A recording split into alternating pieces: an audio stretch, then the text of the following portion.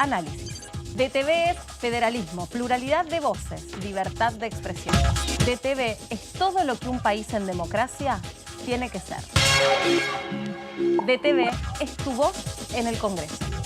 Este 2023, seguí eligiéndonos. DTV, el periodismo en el Congreso.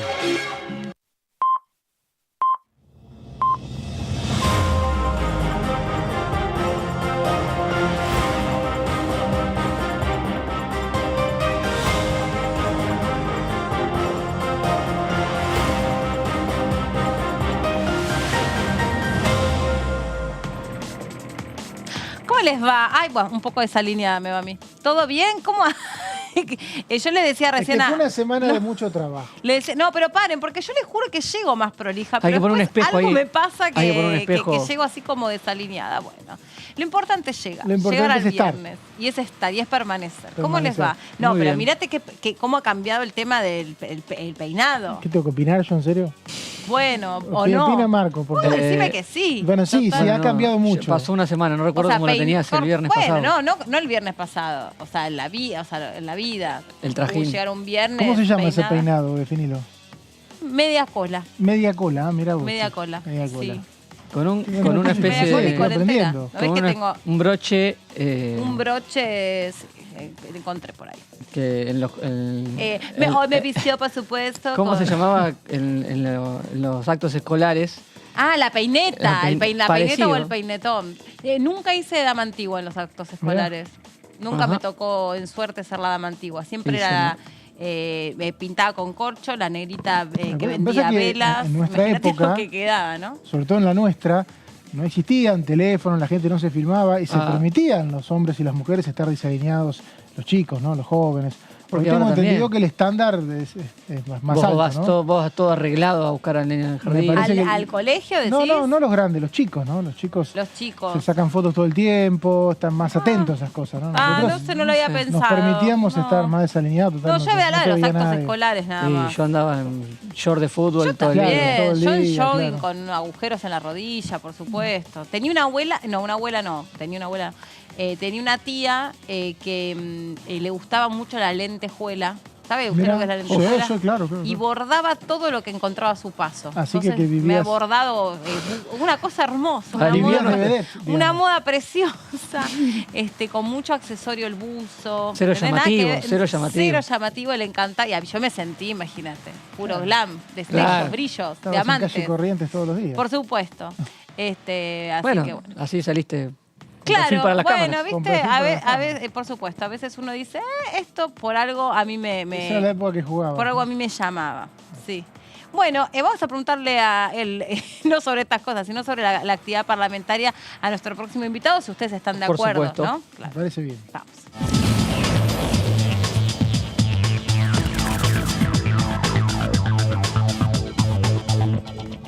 Ahí saludamos al diputado Acef. ¿Cómo le va, diputado? ¿Cómo anda? ¿Qué tal? ¿Cómo le va? Buenos días, buenas tardes. Bien, Buenas tardes a los tres. Para mí, buenas tardes. Yo ya almorcé. Para mí también, sí. No sé usted, en el que usted ya pudo hacer el corte del almuerzo. Yo como una galletita nomás sin sal. No. ¿Y cena después? me deprime un poco eso, diputado. No. No. No, como 2 o 3 galletitas. No es una, 2 o 3 galletitas sin sal. Con alguna infusión. Al desayuno, buena fruta y avena. Bien. Ah, bien, perfecto. Y con eso tira todo el día. Bueno, lo mío es comer, diputado. No sé, nadie me lo preguntó, pero yo se lo comparto. Cualquier cosa lo anota en una agenda transparente o algo así, porque tampoco es que es un dato muy importante para seguir adelante. Quiero decirte que te queda muy bien ese peinado media La media cola. Ah, estaba atento y me gusta, media me cola. gusta. ¿Vio lo que hay que hablar hasta que se conectan los diputados? Bueno, este es el arte nuestro. Diputado, quiero preguntarle acerca de la última sesión, porque usted trabajó mucho cuando fue el debate en comisiones de la ley de alquileres y bueno, le quiero preguntar, ahora se obtuvo la media sanción, ¿qué mirada tiene sobre la problemática habitacional que hay y en cuánto va a poder colaborar si esto se convierte en ley, ¿no? Siempre pensando que esto se convirtiera en ley. Bueno, primero agradezco mucho que hayas mencionado que uno ha trabajado, que muchas veces ese trabajo es de alguna manera no tan visible, porque a la hora del debate del miércoles pasado, por una disposición, digamos, de los bloques en la labor parlamentaria, hablaron solamente uno por bloque. Claro. Y a mí no me tocó, a pesar de que efectivamente tuve la primera iniciativa de derogación de la ley de alquileres, y tuve en el año 21, y tuve después tres proyectos que eran, se armonizaban entre sí, uno de derogación, pero con la vuelta al Código Civil y reformas de 10 artículos del Código Civil para que se transforme el propio Código Civil reformado en la nueva regulación modernizada. El otro, desalojo express para darle garantías de recuperación del inmueble en caso de incumplimiento a los propietarios, lo cual a los propietarios les facilita la contratación porque tienen la seguridad de que pueden recuperar, y entonces de esa manera el alquiler puede mejorar para los inquilinos. Y el tercero, la promoción de la construcción de viviendas destinadas a la locación, con exención de impuestos, estímulos crediticios, etcétera, y también la refacción de viejos inmuebles si tienen el destino de locación. Ahora, ¿cómo veo yo lo que pasó? Bueno, se intentó lo primero, el primer curso de acción que digo, es decir, derogar y volver al Código Civil, aunque eso no estaba completado con alguna propuesta de reforma simultáneamente, coetáneamente del Código Civil, lo cual de alguna manera complicaba un poco las cosas, porque solamente el Código Civil, hay algunas insuficiencias en el Código Civil. Ejemplo, el depósito de garantía que da el inquilino, el Código Civil no prevé que se actualice al último valor locativo, sino que queda como congelado, y en el marco de una inflación como la que tenemos, eso es muy injusto para el inquilino. Pero lo que no se pudo hacer, que era derogar, que era la forma más rápida de resolver y prima facie el tema, y después, bueno, delegarlo a que el próximo Congreso lo resuelva de fondo. Bueno, se intentó y se logró aprobar una media sanción, que espero que el Senado apruebe, de modificación de los tres aspectos fundamentales que son objetables en la ley actual. Primero, la duración de los contratos, que pase de 3 a 2 años. Sí. A 2 años. Segundo, la actualización, que en vez de ser anual sea cada 4 meses, con un índice a elección de las partes, siempre buscando que haya más autonomía de la libertad de las partes contratantes, y un régimen muy interesante de estímulos y promoción de las locaciones para que aparezcan los inmuebles para ser alquilados por parte de los propietarios, oferten más inmuebles. Hoy está retaseada la oferta porque se los exime del impuesto a los bienes personales, en fin, algunas, por ejemplo, las transferencias bancarias de los alquileres, porque ahora se paga por transferencia, no se va a la puerta del propietario a llevarle un sobre con la plata, claro. Se hace por transferencia, que no se aplique la ley de gravamen a los débitos y transferencia bancaria. Bueno, yo espero que el Senado lo apruebe esto, porque sería importante que antes de fin de año empiece a regularizarse este mercado de alquileres en la República Argentina, que hoy está totalmente alterado. Diputado, si Mauricio Cantando lo saluda, ¿cómo anda? Si yo sigo... ¿Qué tal, Mauricio? ¿Qué tal? Sigo el diagnóstico, hay varios diagnósticos que tiene la ley de alquileres actual. Un diagnóstico es que la ley, en realidad un diagnóstico generalizado es que la ley había provocó que haya menos oferta. Para el caso del oficialismo, alcanza con promocionar fiscalmente a quienes pueden ofrecer propiedades. En el caso de ustedes, no, porque consideraban que esta ley en sí desalentaba la posibilidad de tener una propiedad en alquiler. Mi pregunta es, cambiando esto, con estos cambios que ustedes hicieron, que es justamente tener precios libres, poder tener un contrato a 2 años, ¿se sigue alentando, o mejor dicho, no se continúa desalentando al alquiler en tanto y en cuanto, entiendo, ustedes consideran que los beneficios que le dan al inquilino, por lo menos lo que uno escuchó en los debates, también eran una forma de desalentar poner propiedades en alquiler? ¿No es una reforma un poco que queda a mitad de camino? Sí, evidentemente que queda a mitad de camino, ¿sí? Queda a mitad de camino.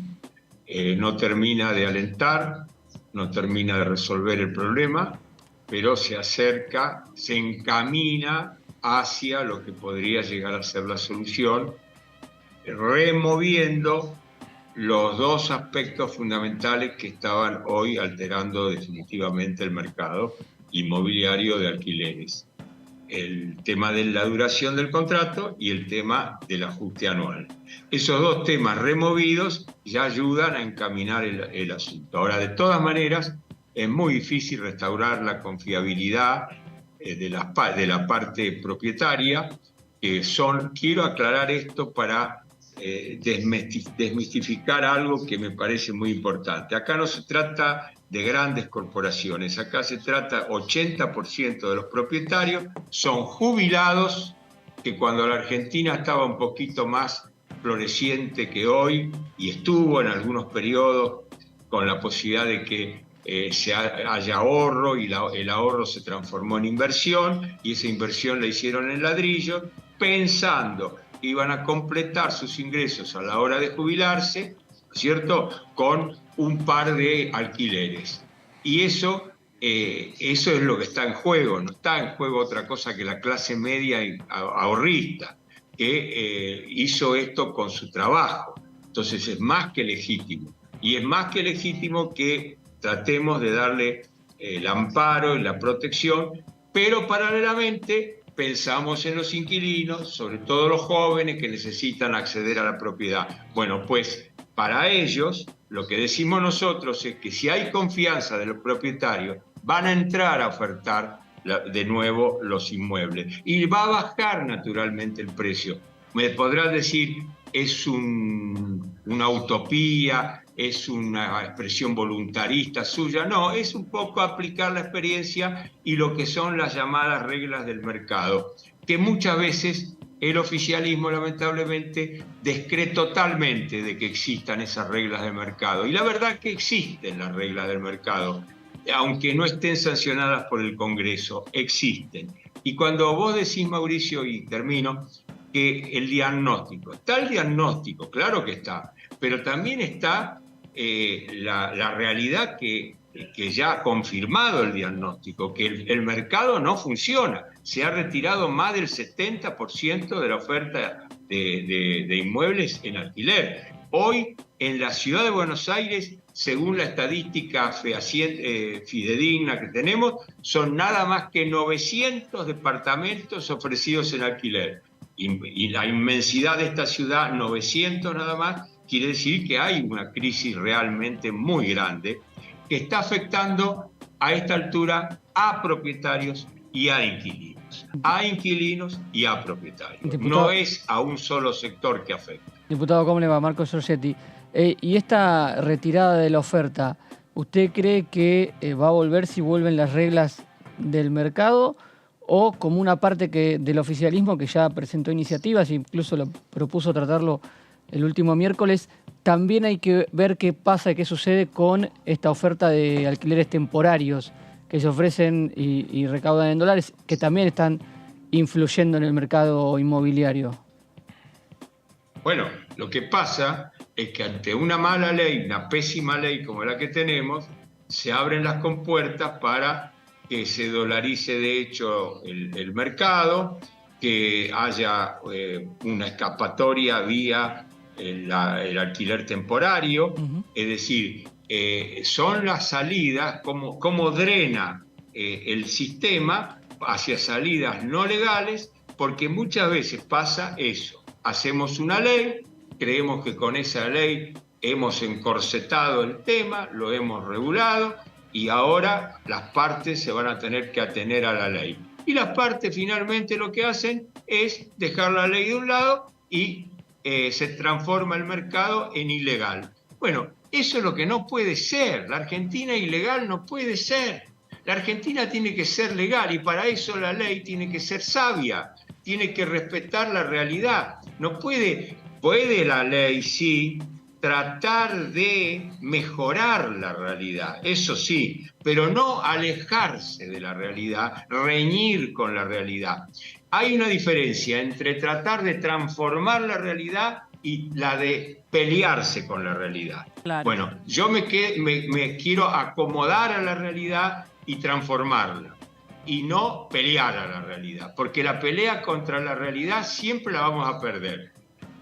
Diputado, ayer estábamos hablando con su colega Germán Martínez, que vino aquí al piso, y entre otras cosas lo que a él le hubiera parecido interesante que ocurriera en la sesión, le pregunto en este mismo sentido qué piensa usted, es que se debata alrededor de qué es lo que hay que hacer con la vivienda puesta al extranjero, ¿no? El alquiler temporario, que es algo que se está llevando gran porcentaje del mercado de alquileres. ¿Usted cree que se podría regular, no se podría, correspondería, no correspondería? ¿Qué diagnóstico hace usted sobre esta cuestión? Si hacemos una regulación ponderando todos los elementos y factores que están en juego, si lo hacemos con sabiduría, con equilibrio, cuidando todos los detalles, si no pretendemos ideologizar el tema diciendo acá esto hay que tratar de reducirlo, limitarlo porque no es justo que cobren en dólares o cosas por el estilo, cuando la realidad es que ese mercado existe, sería bueno hacer alguna regulación para tener un mínimo control y para que esto se ajuste a una legalidad. Ahora, tenemos que tener en cuenta una cosa, hoy día, como en la otra orilla, en Uruguay, es feriado porque es el día que se decretó en un congreso en la Florida, por eso la Florida se llama de esa manera nuestra calle peatonal de Buenos Aires. Se decretó la independencia de Portugal y de Brasil, no la independencia del Uruguay, porque enseguida decidieron reincorporar a la banda oriental, a las Provincias Unidas del Río de la Plata, pero como la historia se reacomoda, hoy es el día de la independencia del Uruguay. Bueno, hay un feriado, hay más de 50.000 uruguayos que han venido a Buenos Aires. Sí. Y esas personas, muchos vienen a hoteles, pero también hacen alquileres temporarios. Sí. Y ese alquiler temporario mueve la gastronomía, mueve el comercio, activa el transporte del taxi, del transporte público. Es decir, hay alguna actividad que se conecta con ese movimiento que tiene que ver con el alquiler temporario. Y muchos beneficiados, que son los que trabajan, los que comercian, los que tienen establecimientos. Entonces no tenemos que pensar solamente en esto, sino en todas las consecuencias plausibles o beneficiosas que tiene ese sistema del alquiler temporario. Yo diría esto, cuando el alquiler es temporario, es temporario. Ahora, si quiero forzar las cosas y a un alquiler que es en realidad el ordinario de 1 año, 2 años o 2 años, como lo transformo, lo fracciono, ¿no? En varios alquileres temporarios sucesivos, sí. Bueno, estoy haciendo una trampa. Entonces eso tendríamos que... Yo le hago esta pregunta y perdón, y también la interrupción, disculpe. Entiendo perfecto todas las actividades que son solidarias a la llegada de los turistas y por supuesto también a su alojamiento, eso lo entiendo, pero también la contraparte es por ahí muchas familias argentinas que realmente no pueden afrontar el precio del alquiler y no tienen a dónde vivir. Muchos pibes que se vuelven a la casa de sus padres, que no pueden emanciparse, o que lo han intentado y después se dieron cuenta que no lo podían sostener y medio como que todo eso vuelve para atrás. Estudiantes que, como no consiguen dónde vivir, vuelven para sus provincias sin concretar ahí su formación universitaria o terciaria. O sea, hay algo que evidentemente se activa y algo que se desajusta. Esa es la mirada que tengo yo, ¿no? Por eso mismo volvemos al principio. La idea es que habiendo más oferta de inmuebles en alquiler, por la ley de la oferta y la demanda, que es una clásica ley del mercado, una clásica, esa no la inventé yo, cuanto más Baja el precio. oferta hay, baja el precio. Yo estoy convencido de que es así. Ok. Y estoy convencido que es al revés. Cuando hay menos oferta, se encarece el precio. Esto también. Y cuando hay más seguridad jurídica, es otro tema, el intangible, el que no se ve. Claro. Hay generalmente más posibilidades de que haya más oferta. Claro. ¿Por qué? Porque la seguridad jurídica favorece la oferta, porque sabe que el contrato se cumple y si no se cumple rápida el desalojo, y como el 95% de los inquilinos quiere cumplir, nadie entra para hacer una trampa al propietario, Claro. entra para vivir y para cumplir con su compromiso. Eso es lo que yo creo, Sí, y creo que la experiencia lo avala. Entiendo. Diputado, usted, presidente de la Comisión de Defensa, el año pasado tuvieron que esperar mucho, o el anteaño también, para poder aprobar los ejercicios militares. Tengo entendido que ahora el tema está trabado en el Senado, yo no sé si usted lo está siguiendo. Claro, por supuesto. Nosotros lo recibimos, el pedido del Ejecutivo, el proyecto de ley del Ejecutivo, lo recibimos en junio.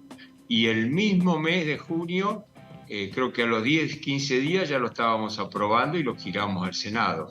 El Senado lo debía tratar, Mauricio, pero cuando iba a tratar ese tema, también tenía que abordar la extensión del mandato de la jueza Figueroa en casación, que cumplió 75 años y que quieren extenderlo por 5 años, darle un nuevo acuerdo.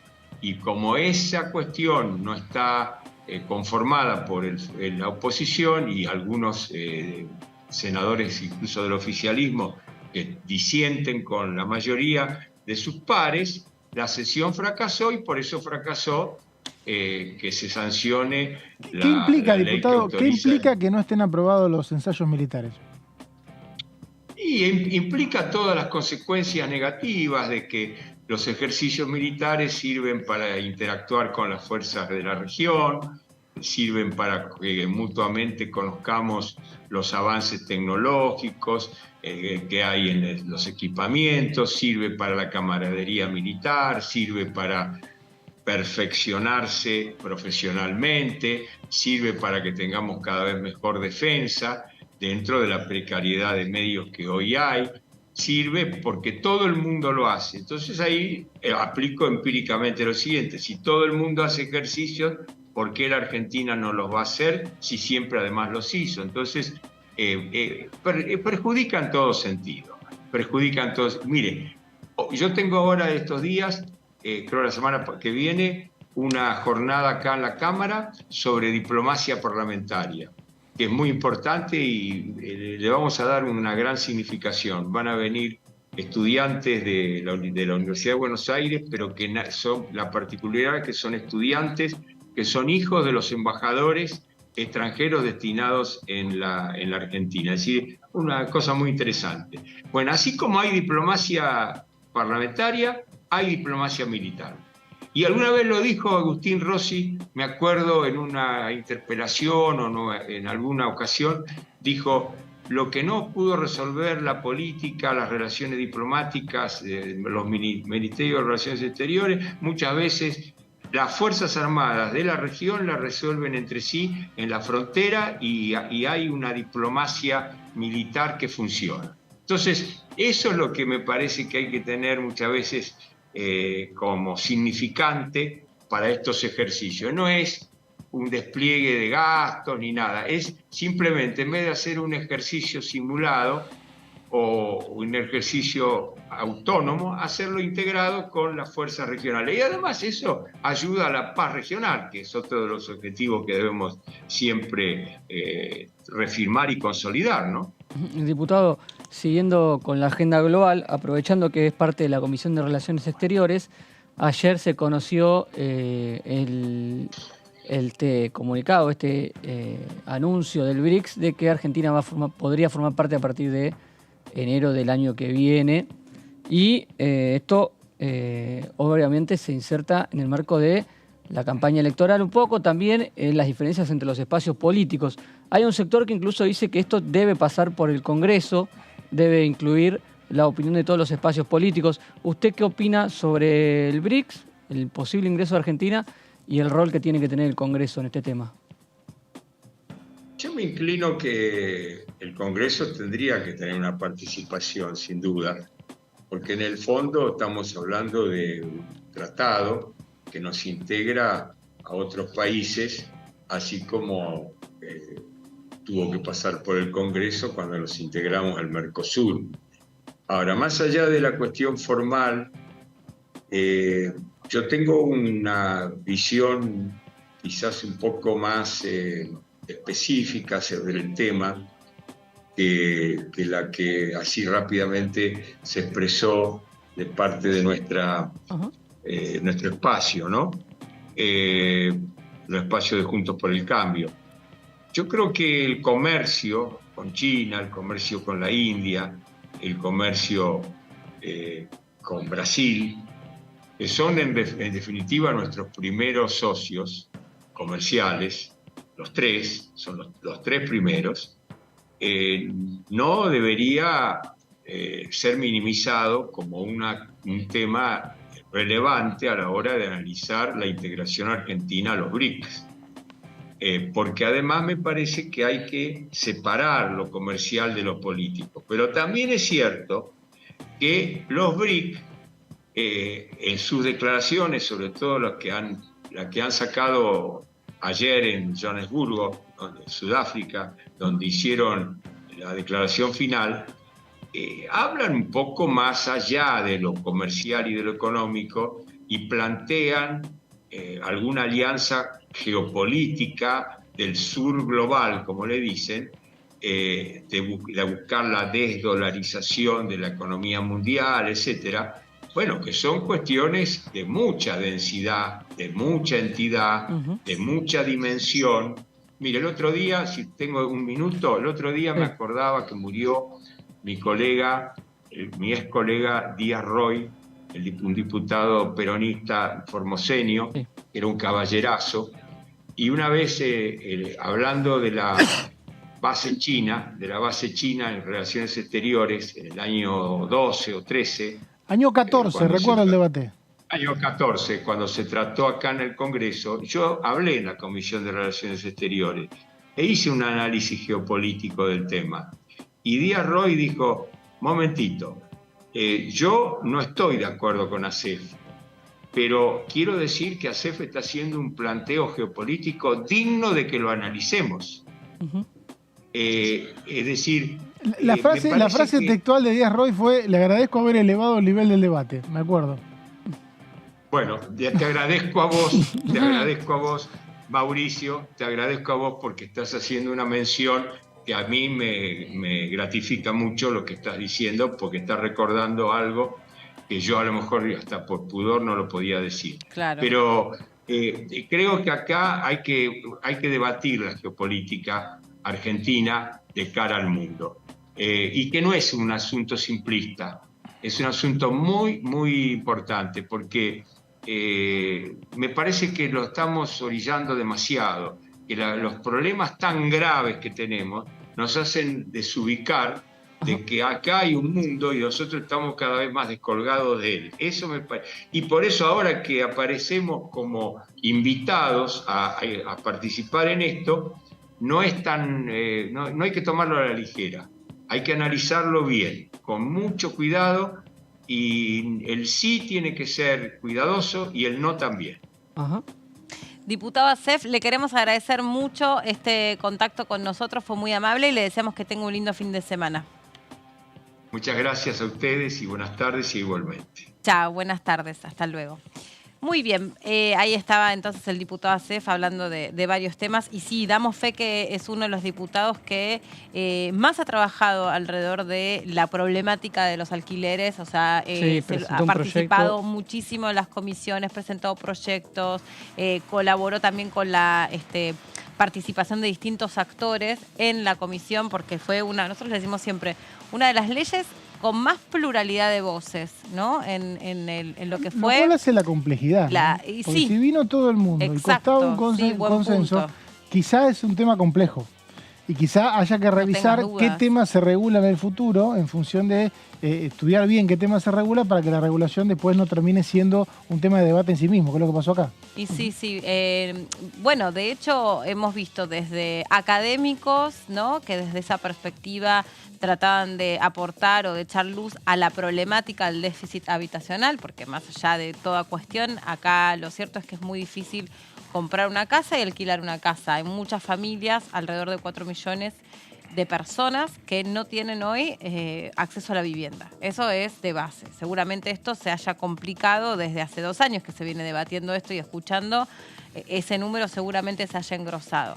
Después estaban las historias en primera persona que, por ejemplo, me acuerdo mujeres organizadas en barrios populares que contaban digamos, el subdetalle, ¿no? de esta problemática que es el acceso al alquiler, que es en barrios populares, si sos madre y sos soltera, no te alquilan.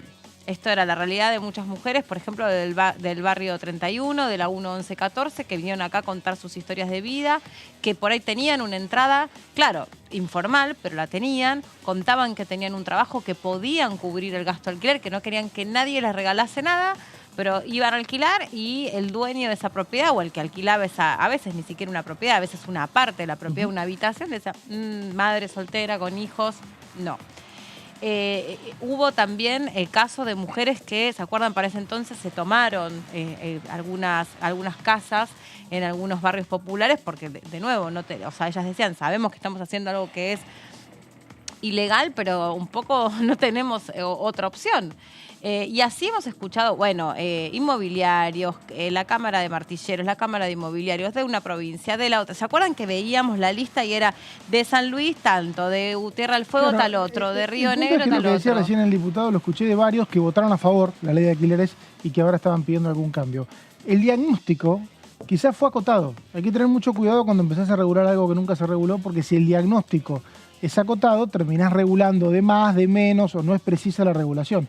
Lo que hay en Argentina es un montón de gente que hereda casas y las usa o las alquila, pero que hoy eso le significa un refuerzo a los ingresos que en sí hoy son muy bajos. Sí, o sea, que una persona, por ejemplo, muchos adultos mayores tienen propiedades en alquiler y que esta ley por ahí le significaba un problema a la hora de alquilar. Sí, y el tema de los papeles, esa también es la otra. Antes, mirá, les voy a contar una cosa que pasó hace relativamente poco. Ahora ya voy a la Comisión de Presupuesto de Hacienda, que es el otro tema con el que nos vamos a meter.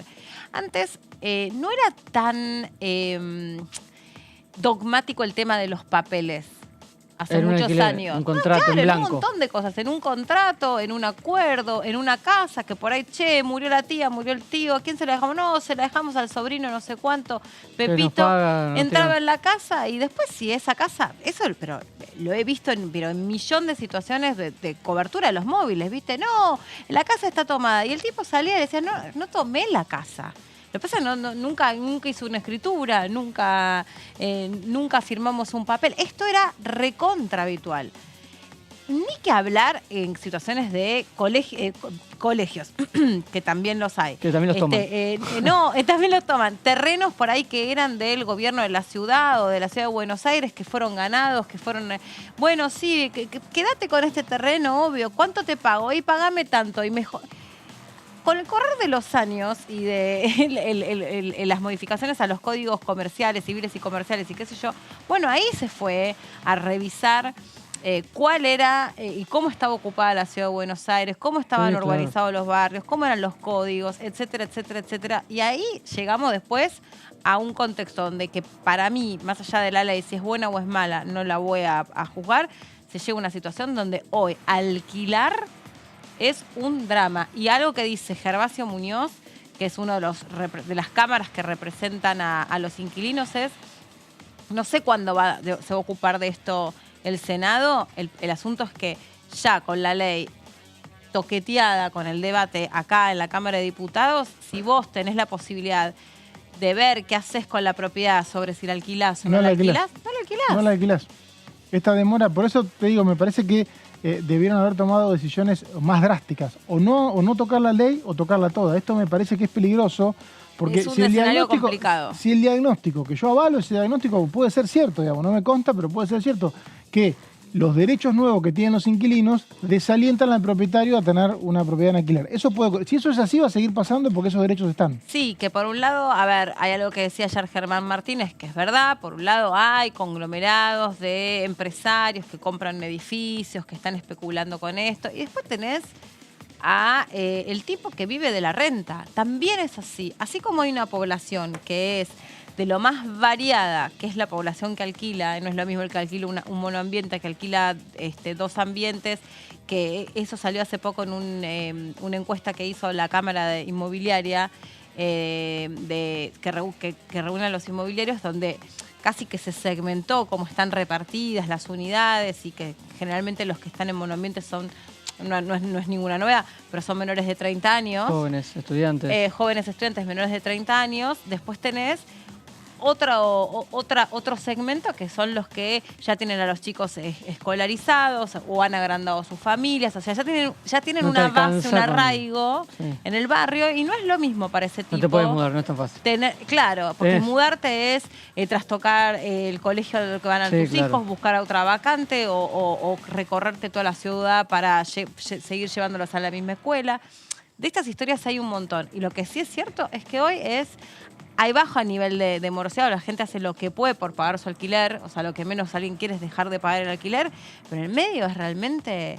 Piden cualquier cosa. Es que lo que pasa es que hoy no está Piden contento nadie. cualquier guita. No está contento el que alquila, el que quiere alquilar no consigue departamento y si lo consigue a un precio exorbitante. Sí. Y el que lo pone en alquiler nunca le alcanza lo que cobra, porque en realidad si a eso le descontás los impuestos y los gastos, no queda plata. La verdad que no queda plata. Porque se habla, por ejemplo, de 200.000 pesos en alquiler. Pagarlo es muy difícil. Ahora, si de eso te queda 100.000 pesos porque tenés que pagar impuestos, porque tenés que pagar expensas, porque tenés que hacer arreglos, y es un sobresueldo más. Digamos. Llega a ser en algunos casos un aguinaldo, medio aguinaldo. O sea, el promedio salarial hoy por hoy está en 150, 200, no sé cuánto está. Pero Sí, 100.000 es pesos por difícil. mes, si vos reforzás, ¿cuánto menos que eso? Por tener una propiedad. Que vas a tener una propiedad en alquiler, tener un montón de problemas por tener 50.000 pesos por mes. No lo va a hacer nadie. Es difícil. Entonces, la situación hoy es incómoda para todos y por eso para mí el Congreso, si uno hace la perspectiva, por ahí no debería haber actuado y sí los poderes ejecutivos que no laburan en esto. Los poderes ejecutivos de las provincias y de los municipios que son los que habilitan la construcción de edificios sin interesarse cuál es el uso. O sea, como el resto de los ejecutivos se desentiende totalmente del problema habitacional, el Congreso creyó que podía solucionarlo y quizá trajo más problemas que soluciones y debería plantearlos, bueno, de hecho hablan de eso, hablan de la posibilidad de tener una promoción para que se pueda construir para alquilar. Pero esas construcciones las manejan los poderes ejecutivos. O sea, cuanto mucho acá podés reducir impuestos nomás. Sí. Bueno, otra de las cosas que pasaron esta semana es que se reunió la Comisión de Presupuesto y Hacienda. También ahí el debate estuvo interesante porque, bueno, generalmente pasan los temas más sustanciales de la Cámara de Diputados por la Comisión de Presupuesto y Hacienda. Y acá tenía que ver también con dónde están los ahorros de los argentinos, ¿no? Sí, ni más ni menos. ¿Dónde están? Que muy interesante, y te preparé unas placas. Porque Muy bien. me parece que hay números altos respecto a cuentas no declaradas.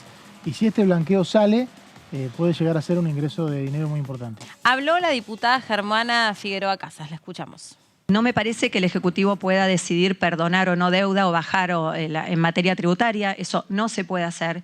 Pero además creo que nuevamente un blanqueo dando beneficios a los que están fuera de la ley va a perjudicar justamente al que paga. Le estamos diciendo, no pasa nada, le perdonamos y a vos no te reconocemos nada. Bueno, eso que dice la diputada Germana Figueroa Casas en realidad es como el debate de fondo siempre. Cuando sale una moratoria, cuando sale un beneficio, cuando se trata de ayudar no al que no quiso, sino al que no puede pagar impuestos, al que no puede estar al día o al que no... En este caso es alguien que decidió hacer algo que es ilegal, ¿no? Que es tener de manera ilegal sus ahorros en otro país, porque es ilegal. Lo legal es tenerlos donde quieras, pero declararlos. Sí, de hecho el proyecto de blanqueo también incorpora al que tiene ahorros en la casa, ahorros en dólares, con muy bajo, una multa muy baja para que los pueda declarar. El punto es que cuando vos no declarás tu dinero o tus propiedades, la base imponible a tributar baja un montón. Porque claro, a vos tributás sobre lo que declarás. Por eso lo interesante del blanqueo no es solamente porque muchas veces dicen, bueno, es injusto el blanqueo, es cierto, es injusto porque te permite o te perdona todos los impuestos que no pagaste. Ahora, para adelante para los que todo. estuvieron pagando, ¿no? Claro, Es injusto para los que estuvieron pagando. Lo que decía recién la diputada Figueroa Casas es que ella está molesta por un artículo de la ley que de alguna manera delega en el Poder Ejecutivo la posibilidad de premiar a los cumplidores en compensación por lo que este proyecto premia o por lo menos perdona a los incumplidores. Sí. Es siempre un debate, ¿no? O sea, ¿te conviene pagar o no te conviene pagar? La verdad que... Para no contentar cualquiera... a todos, los blanqueos incluyen algún artículo que es de beneficio para los que estuvieron en regla, y en este caso no está especificado cuál es ese beneficio, sino que quedan... Se armó un lindo debate a discreción de la FIP. entre los propios diputados del PRO, se armó un lindo debate. Estuvimos ahí, ¿no? No los vamos a nombrar, pero varios hablaban sobre este tema. Los que fueron. Los que fueron, sí, los pocos que fueron. Pero bueno, había varios también asesores circulando. Y el punto es que no cualquiera se anima a no pagar. O sea, el que no paga, el que tiene una cuenta sin pagar, sobre todo una cuenta, una offshore, es un círculo muy selecto, ¿no? Después está el que tiene dólares en el cajón, que esta ley los Alguien contempla. no coincidía con eso. ¿Eh? Alguien no coincidía con esa postura No, me tuya, que parece que decía, hay una en este confusión. país siempre algo no estás pagando. En este país siempre hay algo No, que no, estás lo pagando. que pasa es Sí, que... del otro lado también tenés gente que realmente está... No paga nada. No, al revés. Y gente parece que que está era en recontra derecho, Sí, sí. que la verdad que lo que siente es que siempre hay una presión tributaria, que a donde ganás más dinero, más impuestos pagas. A ver, los impuestos están para eso, ¿no? Por otra parte, para que haya un derrame en virtud de los que menos ganan, de los que menos tienen. Pasa que, bueno... Es un lindo debate para este No tema. solamente eso, ¿no? Sino las calles, la salud, la educación. Sí, más pero allá de... El tema es en grandes cantidades. Cuando vos escuchás, ¿no? Un poco este argumento de, no, los impuestos en este país te matan con los impuestos. Los impuestos es en virtud del dinero que te entra. Nadie te va a cobrar un impuesto por lo que vos Que no no puedes estás pagar. cobrando. No, O lo el que vos... punto es la carga impositiva El general. claro, que y hay, el que tema- salta, y en algunos casos es y interjurisdicción. el de repente Hay y el de municipio, golpe. provincia, nación, todos tienen una carga tributaria y hay impuestos como el ingreso bruto que lo que hace es cargarte el agregado de valor. O sea, vos pagás sobre la facturación. Dicen que no es muy difícil encontrar en el mundo un impuesto que te grave la facturación, porque vos no es que estás pagando sobre las ganancias, estás pagando sobre lo que facturás. Después si perdés en la venta, pagás igual. Y bueno, el que puede rebuscársela para No me hagas evadir hablar de, viste, ya sabes que... de ingresos brutos, pagás No, mucho. no, yo voy a decir lo que pago, lo que no pago, no corresponde, No no es es el este espacio el para ámbito. esto y además que a quién le importa. Lo que sí te puedo decir es que pago y que ahí estoy de acuerdo con, sí, hay gente que, como yo, que pagamos todo lo que tenemos que pagar, que somos recontra prolijos y después cuando haces así en el bolsillo, la Sentís FIP nunca me premia. Pues Claro, qué buena bueno, es lo que dice, contribuyente, es lo qué que- atenta es lo que esta es lo que- chica. es lo que está de fondo en el debate. Y sí, porque la verdad es que todo bien, pero yo no tengo ahorro en dólares, Cada 10 años ves que hay laburo un un blanqueo. montón y porque tengo trabajos que no están registrados, igual tengo que estar pagando un montón de impuestos. ¿Cómo que tenés trabajo no están Y registrados? seguro, vos tenés todos tus trabajos registrados. Bueno, entonces coincide con el diputado. Pero ¿cómo no? Ahí está. Vos tenés que pagar impuestos por o trabajo a no vos te registrado. registran y te pagan en todos tus trabajos. Vos Pero estás, si no tenés registrado, que tenés que pagar nada. Si no está registrado. Claro. Sí. bueno. No estoy en relación de dependencia en todos los Está trabajos. bien. No, pero eso no está registrado. Al De revés. alguna manera estás invisibilizado para algunos Pero beneficios. pagás, digamos, pagás Sí, impuestos. Te puedo asegurar que mucho. Claro, pagás inclusive. Bueno, ahí es donde pagás ingresos brutos. Pagás ingresos brutos. Pagas IVA, pagas ganancias, pagas ingresos brutos. Acá hubo una reforma en el 2017 que se aprobó, donde se invitaba a las provincias. Pagás y nunca viene la FIP y te dice, che, sos una capa. La verdad, estás aportando un montón. Te mereces. Pero no solamente la FIP, son las provincias, en el caso de lo tuyo, la Ciudad de Buenos Aires. Acá hubo una reforma que se aprobó en 2017, después medio se discontinuó, y me parece que ese debate va a volver gane quien gane, de que las provincias empiecen a revisar un poquito el sistema Sí, siempre se tributario. mira Nación con el tema de impuestos. Es Nunca un se error mira- grave. Nunca se Los mira impuestos más distorsivos a los son de las jurisdicciones. provincias. Ni hablar lo que tienen comercio y pagan tasa de seguridad e higiene. O sea, pagás tasa para que te alumbren, pagás tasa para que te barran y pagás para seguridad e higiene, que dicen los comerciantes, aunque sea pónganle otro nombre, qué sé yo, para hacer... Bueno, todo ese debate es un debate que se viene y justamente el blanqueo tiene esta parte de injusticia, pero todos los gobiernos han hecho blanqueo porque también tiene esa parte de tentadora en el buen sentido, de tener una gran posibilidad de sumar También es una una base realidad. imponible, ¿no? También es una realidad que hay mucho dinero fuera del país. Sí, exactamente. De Hay argentinos. muchos bienes fuera del Entonces- país y lo que tiene este blanqueo en particular es que si lo dejas afuera vas a pagar más. te invita a traer tus bienes que tengas afuera para poder pagar una multa menor, ¿no? Sí. Bueno, también habló alguien que sabe muchísimo de este tema, que siempre nos da clase, es la diputada Susana Landricini, y dijo específicamente: a los trabajadores del sector informático les gustaría saber qué va a pasar con el dinero en las cuentas del exterior. Una pregunta muy sencilla, y es a raíz de que muchos trabajadores informáticos reciben el pago de salarios parcialmente en cuentas del exterior, que están en el exterior, por parte de las empresas que los tienen contratados. Y esa es la pregunta concreta que me hacen. ¿Qué hacemos con el dinero que está en el exterior? Porque las empresas nos pagan dejando el dinero en el exterior. Es una pregunta que para ustedes, para Mitchell, seguramente es sencilla de responder. Para los involucrados, trabajadores del sector informático, es muy importante saber qué pasa con esta situación. Bueno, cuando habla de los trabajadores del sector informático, se está refiriendo a los servicios basados en exportación. Sí, hubo un debate sobre ese tema, porque en realidad lo que le dijo Mitchell es que hay un proyecto que se aprobó en diputados, que está esperando el Senado, que permite la posibilidad de tener una cuenta en dólares en el Banco Central a quien exporte servicios.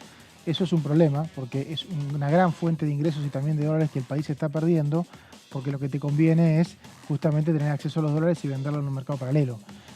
Esta ley de alguna manera reconoce esa realidad. De hecho, lo que te decía recién, hasta te permite blanquear plata que tengas en el cajón a un costo mínimo, y dijo Mitchell: reconocemos que la brecha cambiaria es un grave problema en Argentina, ¿no?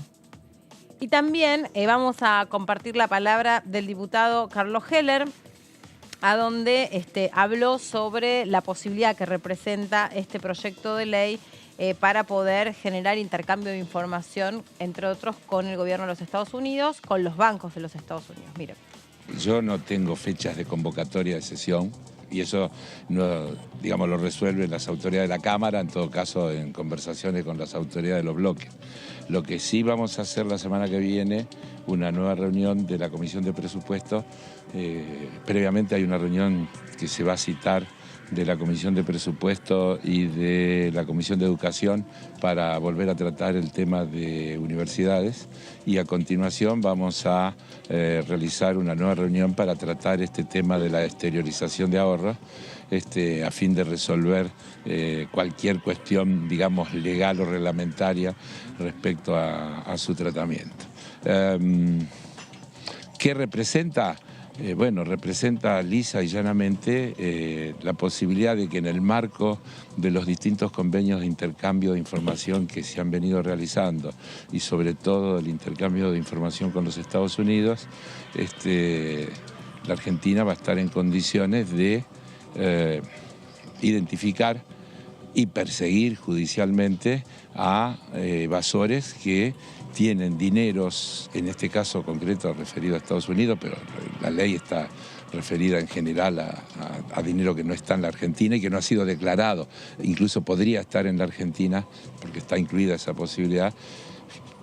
Plata negra, que está en el país, no salió, y esto abre la posibilidad de que se exteriorice. ¿Qué es esto? Es nada más que eso, la posibilidad de que pagando un impuesto determinado, que escala según la velocidad con que los evasores decidan incorporarse, queda normalizada su situación. Al igual que otras exteriorizaciones, están excluidos, en este caso, todos los que han tenido algún cargo público desde el 2010 en adelante, que no pueden exteriorizar. Y bueno, y una serie de detalles más que todos tienden a transparentar y que sea lo más equitativo posible. Algo que nunca es grato, porque los blanqueos son una suerte de perdón a quienes no han cumplido con la ley, que han evadido. Pero al mismo tiempo abre la posibilidad de regularizar esta situación y sobre todo, insisto, y esto es fundamental, en un momento en que, como hoy se explicó ampliamente, el intercambio de información posibilita la identificación y la persecución judicial de aquellos que no se acojan a esta posibilidad de regularización. Mauri tiene información sobre la comisión y este proyecto de ley. Sí, un poco repasar lo que pasó ayer en la Comisión de Presupuesto y Hacienda. Ayer a las 14 horas estuvo convocada esta comisión que empezó a tratar, decíamos, el proyecto de ley enviado por el gobierno para, se llama, exteriorizar el ahorro argentino, conocido popularmente como blanquear plata, porque realmente es plata que no tenés declarada y lo que haces es traerla y Está por eso oscura. entra en el sistema. Expusieron Carlos Castañeto, el jefe de la FIP, y Guillermo Michel, director de la aduana. Vamos a ver un poquito de qué se trata este proyecto que fue ayer tratado y que el martes próximo, tengo entendido, ya va a tener dictamen de comisión. Vamos a la placa siguiente, así contamos un poquito las medidas. Se puede declarar tenencia en moneda nacional y o extranjera, tenencia en moneda extranjera en el exterior, puede ser, la puede tener en el país o en el exterior, activos financieros en el país, en el exterior, entendiendo como tales acciones, valores, todo esto en caso de que la persona no lo tenga declarada, inmuebles en el país o en el exterior, y demás bienes que tengan, incluyendo también los créditos que se hayan sido tomados o dados si no hayan sido parte de la declaración jurada. Se pagará... Si vos tenés un inmueble en el exterior no declarado, lo tenés a nombre de otra persona. No lo tenés declarado en el país. Ah, El tema es que lo tenés declarado en el país. esa información es muy fácil de buscar, entonces. Bueno, Sí, hay que eso, ver. eso No también es lo fácil buscarlo. hemos charlado nosotros cuando se empezaba a armar este Pero proyecto. tenés que hacer intimaciones. Si la declarás es más fácil. Los instrumentos que hoy por hoy tiene el Estado para poder rastrear fondos o bienes o inmuebles están. No, más o menos. De hecho, lo habló Michel de eso. Tenés un acuerdo con la OSDE, que son 120 países, 108 países. Hay acuerdos no, pero Estados Unidos, por ejemplo, hace acuerdos particulares. No te permite a través de un organismo darte información. Por eso es tan novedoso esto. Okay. Es algo muy reciente. Hasta hace 10, 12 años no había acuerdo. Con Uruguay es reciente, por ejemplo, el acuerdo. Creo que se aprobó acá. Entonces. Bueno, se pagará un 5% los primeros 120 días. Si lo blanqueas rápido, pagas menos. Si blanqueas después, los otros 120 días, 10%. Y los últimos 120 se duplican, no son... Espera que me parece que tenemos un problemita con tu micrófono. Danos un segundito que ya lo arreglamos. Estamos repasando el detalle de este proyecto de ley de la exteriorización de los ahorros de los argentinos. Ya lo decía en su momento Cristina Fernández de Kirchner, no es que el Banco Central no tenga dólares. Los dólares están. Lo que pasa es que no están en este país, no están acá. Los dólares de los argentinos están. Exacto. Pero hay una gran cantidad que está en ahorros de argentinos en sus casas. Claro, el debajo del colchón, por supuesto. Eso tiene que ver con no confiar en la institución banco como el lugar para poner a salvaguarda los ahorros, pero en realidad el que lo tiene afuera del país... Hay un grueso de dinero importante que es tras lo que están detrás las autoridades de aduana y de AFIP, luego de recordar que este proyecto se presentó tras el acuerdo con Estados Unidos por el cruce de información financiera entre ambos países. Entonces, ante la amenaza de que el Estado Nacional, el Estado argentino, pueda recibir información sobre esos dineros, es que se presenta al mismo tiempo esta posibilidad de blanqueo. Funciona como un incentivo el acuerdo con los Estados Unidos por información en conjunto con esta posibilidad de ingresar dinero desde el exterior. Sí. Dale, ¿Nos seguimos dan el con ok? vos. Cuanto antes ¿Lo están declarás, escuchando, Mauri? menos pagas. Cuanto antes declarás, menos ahí. pagas. Y si declarás al final, lo que haces es pagar una multa más alta. Seguimos, por favor, con las placas. Sí. Bien, el proyecto ofrecerá la posibilidad de acceder a un régimen simplificado. Esto es, personas que pueden presentar una declaración jurada, que son los que tienen dólares en el cajón, como por ejemplo Marcos, que me contaron aquí un montón. En esos casos, pagas una alícuota especial de 1,5, o sea, nada, sobre montos que superan el 35% de los ingresos anuales promedio de los últimos 3 periodos fiscales. Porque esto, dijo Michel, y bueno, es la tasa de evasión promedio. Se va de aproximadamente un 35%, entonces, en base a eso, hicimos este cálculo. Por lo pronto, hasta un tope de $50.000, no más, tampoco puedes decir, mirá, me encontré con 4.000 millones de dólares en el cajón, los quiero ayudar, no. Hasta un tope de $50.000, vos, Meli, también que debes tener por ahí, vas, lo declarás, 1,5%, y lográs que no te descubran. La verdad que nadie que lo tenga en el cajón va a estar muy motivado por ahí, pero por ahí alguien que tiene que hacer esa plata para hacer una operación, en algún momento tiene que contar de dónde pasó. Entonces estaría bueno que antes de eso la declare. Por ahí un poco este proyecto incentiva eso. Si vos haces una operación inmobiliaria, llevas $50.000, no tenés declarado, puede la FIP decir, epa, pero ¿cómo aparecieron $50.000? No, me los donó una tía. Bueno, para evitarlo, este proyecto ofrece eso. Sigamos. Bueno, se liberan los sujetos comprendidos de toda acción civil. Claro, no vas a declarar si te dicen que te van a penar por no haber declarado antes. Está claro que estás liberado de acción civil, penal, tributaria y todo tipo de delito aduanero, como también, vamos a la otra placa, no se te va a cobrar los impuestos que adeudaste. Vos blanqueás y ahí viene la parte, pero qué injusto, yo pagué. Y la FIP dice, y bueno, pero yo lo tengo a él para cobrarlo de ahora en adelante y ahora no lo tenía. Él se pudo escapar y ahora lo pude agarrar. Bueno, la próxima vez me escapo yo. Y ahí es donde vemos el poder de cada uno, quién puede escaparse. Todos estos impuestos para atrás no se cobran, obviamente para adelante sí. Y seguimos con lo que es quienes no pueden acceder, quienes ya han sido funcionarios los últimos 10 años. De 2010 para acá, creo que 2010, o sea, 12, 13, no pueden acceder, padres e hijos. Esa travesura de poner a los familiares, ya la vimos en alguna ley que sancionó este Congreso. Quienes hayan declarado en quiebra, o sea, si te declaras en quiebra, no puedes estar blanqueando porque te declaraste en quiebra. Claro. Sin posibilidad de continuar con la explotación. Los condenados por delitos frente a incumplimientos tributarios o en la medida que exista sentencia firme y en la condena estuviera que la condena no estuviera cumplida. O sea, si vos tenés un delito tributario, cumpliste la condena, sí podés blanquear. Y sí. Porque ya está. Y El sí. tema es si la condena todavía está pendiente. Sigamos con... Bueno, el Importante delator... que aparezcan los familiares que No hablemos familiar. había sido un tema importante en el Había sido último un tema blanqueo familiar. aquí en el Congreso. Bueno, esto no se habló ayer, pero el proyecto establecía un delator.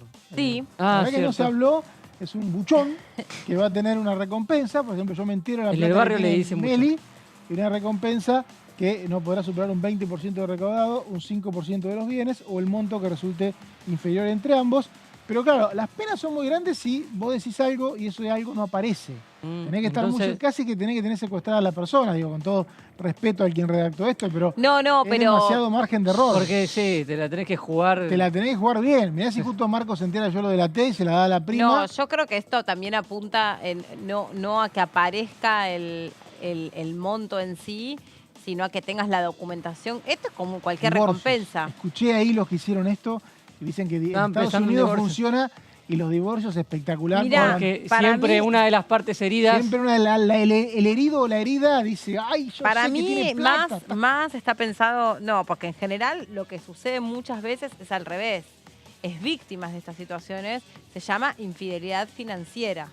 Es Está. mujeres o varones que mucho tiempo después... Bueno, la diputada Zubich Bueno, denunció, pero, denunció a su ex marido por Por eso digamos infidelidad digo, pero financiera. estás prácticamente confirmándome que es uno de los temas. No, los me divorcios. parece que la El figura robo del del siglo delator cayó así también, ¿no? Sí, Pero- la pero en despechada, esa- la mujer en despechada. en eso que vos decís, esa persona puede convertirse en delator y esta ley lo que permitiría dice, mirá, esta No, persona... porque para mí, perdón que te contradiga, el que fue engañado financieramente difícilmente tenga la prueba de eso. Claro, es por eso dice que es difícil. Esto es más un contador, esto es más un Ah. empleado bancario, porque alguien te tiene que aceptar en Estados Unidos sí, maestro, vení que te abro la cuenta y te ingreso los dolaruchos acá. O el contador que un ayuda. contador infiel. Y sí. Bueno, esto está- Y el contador en este caso, olvídate, sí, o se el contador llena. de una pareja que estaba junta y que luego se separa, ahí puede ser. Me quedé con ganas de escuchar Ahí este tema puede ayer, ser. ojalá lo hablen el martes. ¿Cuál? Digo, ¿Cuál? El El tema delator, del no se buchón. habló. Ayer Nadie no se habló, preguntó. nadie le importó. Corazón delator. Porque Corazón de la oposición no hizo muchas preguntas. No, en fue realidad. poca oposición. Vamos con la última placa. ¿Cómo no? Que Que tiene seguimos. que ver con, el incentivo de esto es justamente el acuerdo de intercambio de información tributaria con Estados Unidos firmado por Sergio Massa. Entonces firmó el año pasado, está pendiente desde el 1 de enero y en septiembre ya llegaría toda la información. ¿Qué es lo que dijo Mitchell? Este acuerdo nos permitirá expandir, hay que entender bien esto, la base tributaria imponible de bienes personales y ganancias en no menos de 90.000 millones de dólares. No es que se recauda 90.000 millones de dólares. Dicen que pueden encontrar cuentas por ese monto y sobre ese monto cobrás ganancias y bienes personales. Es mucho dinero lo que se puede cobrar. O sea, cuentas no declaradas y Argentina, decíamos, hoy justo lo que preguntaba Meli, ya comparte información financiera con 108 países de la OCDE y otros acuerdos bilaterales, pero del dinero que se dice que está afuera, gran parte estaría en Estados Unidos y con este acuerdo Que sería un incentivo a, bueno, blanquearlo, ya está. Mirá que si se te puede descubro recaudar después, tenés una pena mayor. no menos de 90.000 millones de dólares. De base imponible, de cuentas de argentinos afuera, cuentas y bienes. Entonces, sobre eso, una vez que vos decís, bueno, podés blanquearlo, tenés la posibilidad, y si no lo blanquean, la FIP va a tener la información que ya la está teniendo para hacer intimaciones. La intimación no viene con exenciones. No hay otra forma que un evasor no sienta que efectivamente está en las puertas de ser delatado o que esa situación esté en las puertas de revelarse para que acceda a este blanqueo. Porque los blanqueos anteriores que hubo, en realidad, eran voluntarios. Para muchos... Eran voluntarios. Sí, para muchos después no... No, está bien, pero digo, no estaba Y para muchos después no funcionaron. Esta amenaza de accedieron la ese información blanqueo cruzada. y les cambiaron sobre la marcha después algunas reglas. Bueno, lo que pasa es que estamos hablando de una persona que infringió un delito, un delincuente. Ya que acceder al blanqueo y que no te penalicen por todos los impuestos que evadiste o por las infracciones penales tributarias, menor. podrías estar en cana. Básicamente, ya es demasiado. Se puso la gorra. Claro.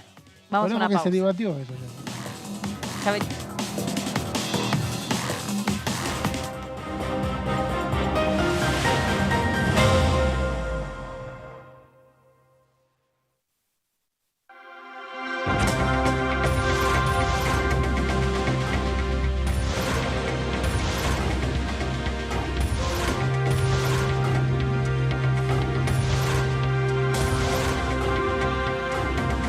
Ellos son tu voz en la segunda edición. DTV, el periodismo en el Congreso.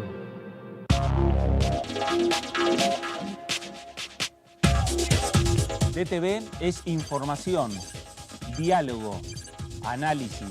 DTV es federalismo, libertad de expresión, pluralidad de voces. DTV es todo lo que en democracia un país debe ser. DTV es tu voz en el Congreso. Este 2023, seguí eligiéndonos. DTV, el periodismo en el Congreso. Hola, bienvenidos a una nueva jornada del resumen de noticias parlamentarias.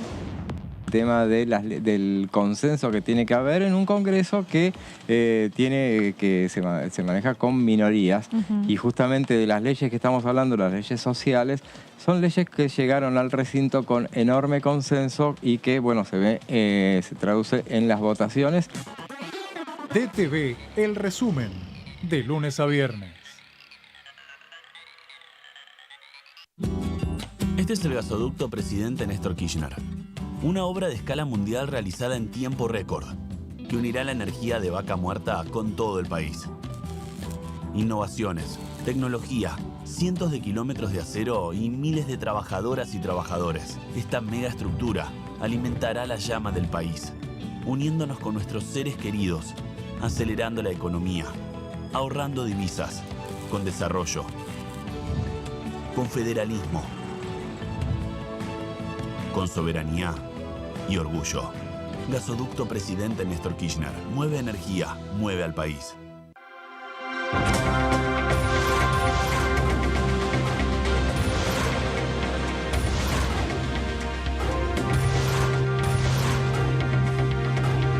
Ellos son tu voz en la tercera edición. DTV, el periodismo en el Congreso. ¿Cómo están? Bienvenidos, bienvenidas. Aquí estamos en la tercera edición. Obviamente que el juego legal lo regula cada provincia, depende de cada jurisdicción, y yo no me puedo meter en esa publicidad, pero en las apuestas online sí me puedo meter. Bien. Entonces el proyecto lo que busca es, por un lado, restringir a las horas de la madrugada el horario de publicidad. Una amiga me decía, bueno, sí, pero justo a la madrugada están los que tienen insomnio. Bueno, sí, pero durante el día están los jóvenes que... ¿Viste? Nunca va a haber un buen horario, pero bueno, restringámoslo a la madrugada, y lo que tenemos que hacer también es no asociar la publicidad con el éxito ni con eventos deportivos. Creo que es inadmisible, ¿no es cierto? Eso, el tema del manejo de los órganos o de la venta de órganos y todo ese tipo de cosas creo que es irrealizable, creo que no va a conseguir. En primer lugar, va a necesitar una ley. Creo que nadie con un uso de razón pueda apoyar esa postura. DTV, tercera edición, de lunes a viernes.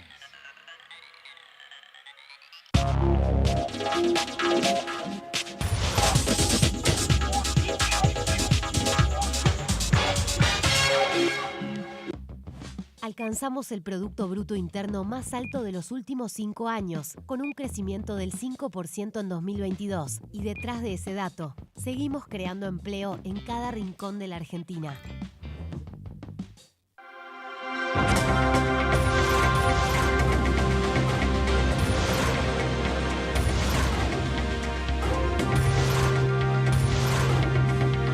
Ellos son tu voz en la tercera edición. DTV, el periodismo en el Congreso.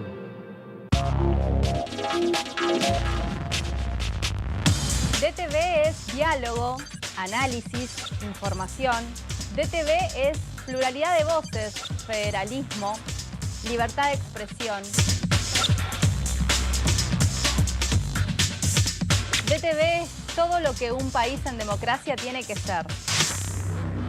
DTV es tu voz en el Congreso. Este 2023 seguí eligiéndonos. DTV, el periodismo en el Congreso.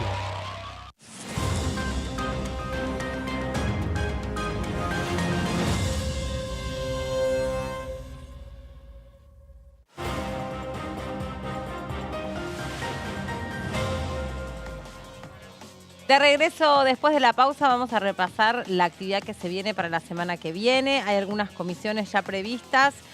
Por supuesto, ya lo sabíamos con bastante anticipación y hay mucha expectativa. La Comisión de Juicio Político que retoma la actividad del día martes. Sí. Martes, 13 horas, Comisión de Juicio Político. Esto es lo que ya estaba anunciado, porque en realidad era el martes este último y se pasó una semana. Se espera la presencia del exministro de Justicia y Seguridad, Marcelo Silvio D'Alessandro. Pero hay 2 comisiones más anunciadas hoy. A las 17 horas la Comisión de Presupuesto va a debatir proyectos de ley de creación de universidades que perdieron estado parlamentario. Nos lo contó ayer justo Germán Martínez. Germán Martínez. Perdieron estado parlamentario como la de Saladillo, la de Abuelas de Plaza de la de Madre de Plaza de Mayo, perdón. Esto es a las 17 horas, va a tener dictamen seguramente de Comisión de Presupuesto, después se queda la Comisión de Presupuesto. Y porque sin la educación. Frente de Todos está con mucha intención de tener una próxima sesión con estos temas. Sí, son 3 universidades. Claro, 3 universidades. Saladillo, Abuelas de Plaza de Mayo y la de Cañuelas. La de Cañuelas, ¿no? la Cuenca del Salado. Esto es plenario de Comisiones de Educación y Presupuesto a las 17 horas y a las 18 se queda presupuesto para darle dictamen definitivo a la ley de blanqueo, exteriorización del ahorro argentino, como se llama, que recién comentábamos y se empezó a debatir ayer. Tendría dictamen el martes próximo. El martes. Ya empezó la firma. O sea, va a ser... Porque ayer se cuenta cosas por la mitad, así como pequeños detalles. Sí. Porque ayer se pasó a la firma. Se pasó a la firma ayer y a mitad de que se estaba pasando la firma protestó un poco Juntos por el Cambio y como gesto el diputado Carlos Gel, el presidente de la comisión, dijo, bueno, vamos a hacer una nueva convocatoria para pasar a la firma, pero en concreto ya hay firmas sobre el dictamen de parte del Frente de Todos. Ayer el diputado Martínez nos contaba que hay muchas ganas de una próxima sesión especial. Lo que quieren hacer es concentrarse en una agenda que entienden es muy importante para armar el gobierno de Sergio Massa. Para eso se necesitan, poder tener acuerdos transversales, poder activar una agenda. Después si tenemos algún tramo seguramente vamos a ir poniendo y compartiendo porque fue una nota muy extensa que hicimos aquí en la segunda edición. Se escuchó desde principio a fin en la sala de periodistas. Sí. Estábamos la mayoría que habíamos venido a ver la comisión. Claro. Y nos quedamos en la sala escuchar escribiendo sobre el blanqueo y escuchando la entrevista. Y no se iba el diputado, no que le dijimos, le estábamos dando el pie para que con Leo Fresi, con Leo Fresi y con Martín, con Di Natale. Bueno, nos está llamando Lu Fernández como todos los viernes, ustedes saben, a nosotros nos encanta recorrer el Congreso de la Nación. Hola Meli, muy buena jornada. Efectivamente, como cada viernes hacemos la recorrida por los distintos talleres que integran la Cámara de Diputados de la Nación Argentina. En esta oportunidad nos encontramos en el segundo piso del Palacio, ¿sí? Acá en la Cámara de Diputados, donde vamos a hablar sobre el taller de luminarias y metales, y para que nos expliquen y nos cuenten al respecto tengo a mi lado a la arquitecta Marta Méndez Porra, que ella es jefa de Departamento de Restauración, y también a Pablo Chiesa, que es investigador del Congreso de la Nación, que ya en otras oportunidades pudieron hablar de nosotros cuando estuvimos con el taller de mosaicos más específicamente. Bueno, Marta, gracias por tu tiempo, Pablo también. Preguntarte específicamente, Marta, sobre la tarea que realiza este taller de luminarias y metales específicamente. Bueno, buenas tardes, muchas gracias nuevamente por la invitación. El taller hoy en día está compuesto por 5 personas. Andrea García está como coordinadora y se ocupan de lo que es la restauración y la conservación de los elementos metálicos que conforman el patrimonio histórico del Palacio Legislativo, como pueden ser luminarias, tanto las colgantes como de pie, apliques, lámparas de escritorio, que están en la mayoría o en todos los despachos de los diputados, así que es algo que ellos conocen, digamos, muy bien. Ceniceros de bronce, herrajes, puertas, barandas, bueno, y todos también las piezas de vidrio que conforman parte de la estructura de estos elementos, como son las tulipas, caireles y plafones de vidrio. Aparte, obviamente, se ocupan también de lo que es la documentación de estos trabajos, y algo que destacamos muchas veces es, al ser estructuras de gran porte, muchas de ellas, como son las arañas que pueden ver en el hall de planta baja de ingreso de legisladores o mismo acá en Pasos Perdidos, son estructuras que muchas veces no se pueden llevar al taller y se tienen que trabajar in situ.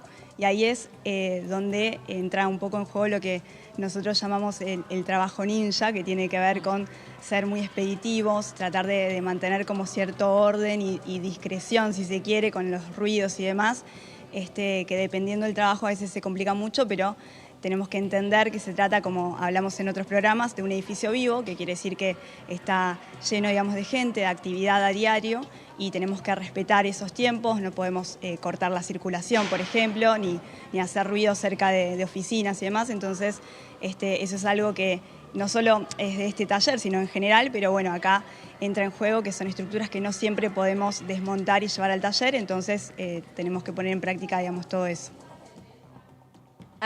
Lu, perdón, pensé que le ibas allá a pasar ahí el micrófono a Pablo. Pablo, que es investigador del Congreso de la Nación, pero bueno, ustedes manejen eso sobre qué nos va a hablar cada uno. Hola Pablo, ¿cómo estás?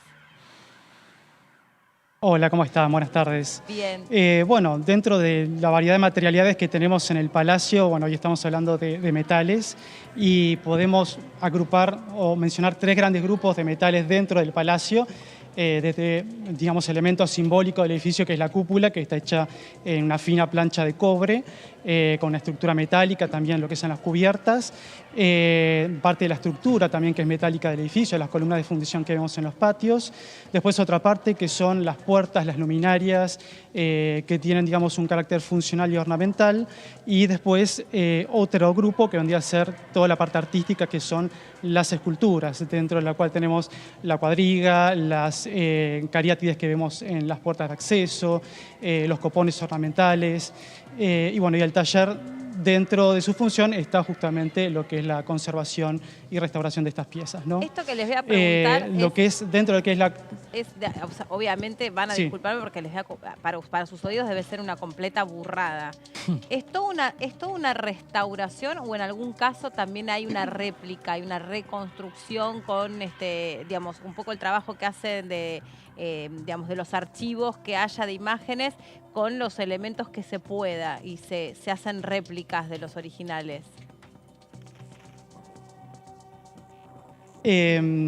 Bueno, es una pregunta, acá está también Andrea, que es especialista y trabaja justamente en esa parte. Hay un poco de todo. La verdad que dentro de lo que es la conservación y la restauración se trata de replicar lo menos posible, digamos, dentro de lo que son los tratados de restauración. Sobre todo un edificio declarado como el Palacio del Congreso, se trata de recurrir lo menos posible a lo que se denomina el falso histórico, ¿no? La reproducción de piezas, porque son, digamos, parte de los tratados internacionales. Pero en el caso de que, por ejemplo, hay que reproducir una pequeña pieza de, digamos, tenemos el 90% de una araña y falta un 10%, en esos casos sí se puede recurrir a una reproducción. Siempre que haya documentación y haya un original, ¿no? Tampoco se puede inventar. Pero digamos que es una parte de lo que es el trabajo de restauración. ¿Cuánto tiempo lleva esto de, bueno, hay una araña, hay que ponerla a nuevo, o se encontraron partes, hay que volverlas a juntar? Tiempo de horas de taller, de horas de equipo de trabajo, ¿cuánto tiempo aproximado? Bueno, eso tiene mucho que ver con el grado, digamos, o de deterioro o el estado en el que esté cada pieza, además del tamaño y de otras cuestiones que a veces son limitantes, como decía antes, de la ubicación, de si se puede desmontar y, bueno, y los tiempos que eso también nos puede marcar. Pero, por ejemplo, unas lámparas de escritorio, que es algo que intervenimos constantemente, se pueden llevar a cabo en simultáneo también con el personal, digamos, que tenemos en el equipo, y se pueden hacer alrededor de 6 o 7 por mes, por ejemplo, de esas lámparas en particular.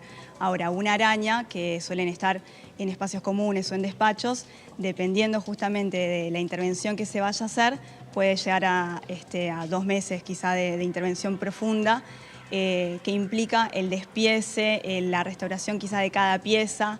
En general, como bien decía Pablo, evitamos lo que son las réplicas, pero de ser necesario muchas veces hay que quizá reproducir un porcentaje mínimo de eso, y el tiempo que podría llegar a llevar las arañas de gran porte pueden ser alrededor de 8 semanas. La araña más grande que hay en el Congreso, ¿dónde está ubicada y cuántas lamparitas lleva? La más grande es la que está en el hall del Salón Azul, debajo de la cúpula.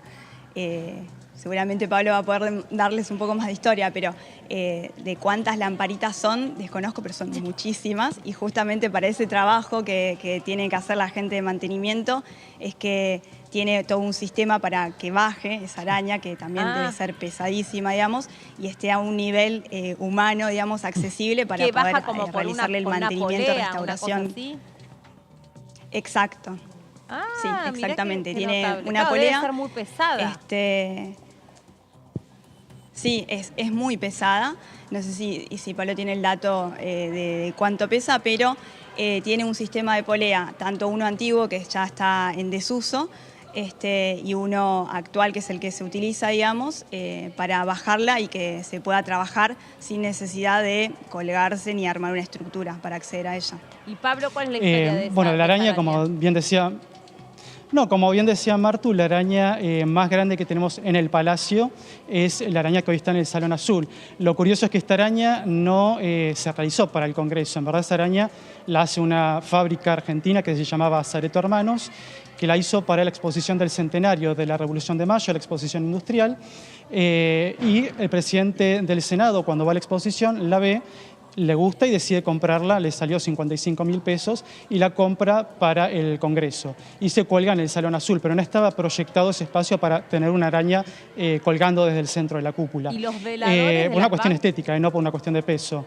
¿Y los veladores de las bancas o yo le digo veladores, de nuevo, capaz que estoy diciendo una barbaridad, es una lámpara de pie, de escritorio. Sí, de escritorio.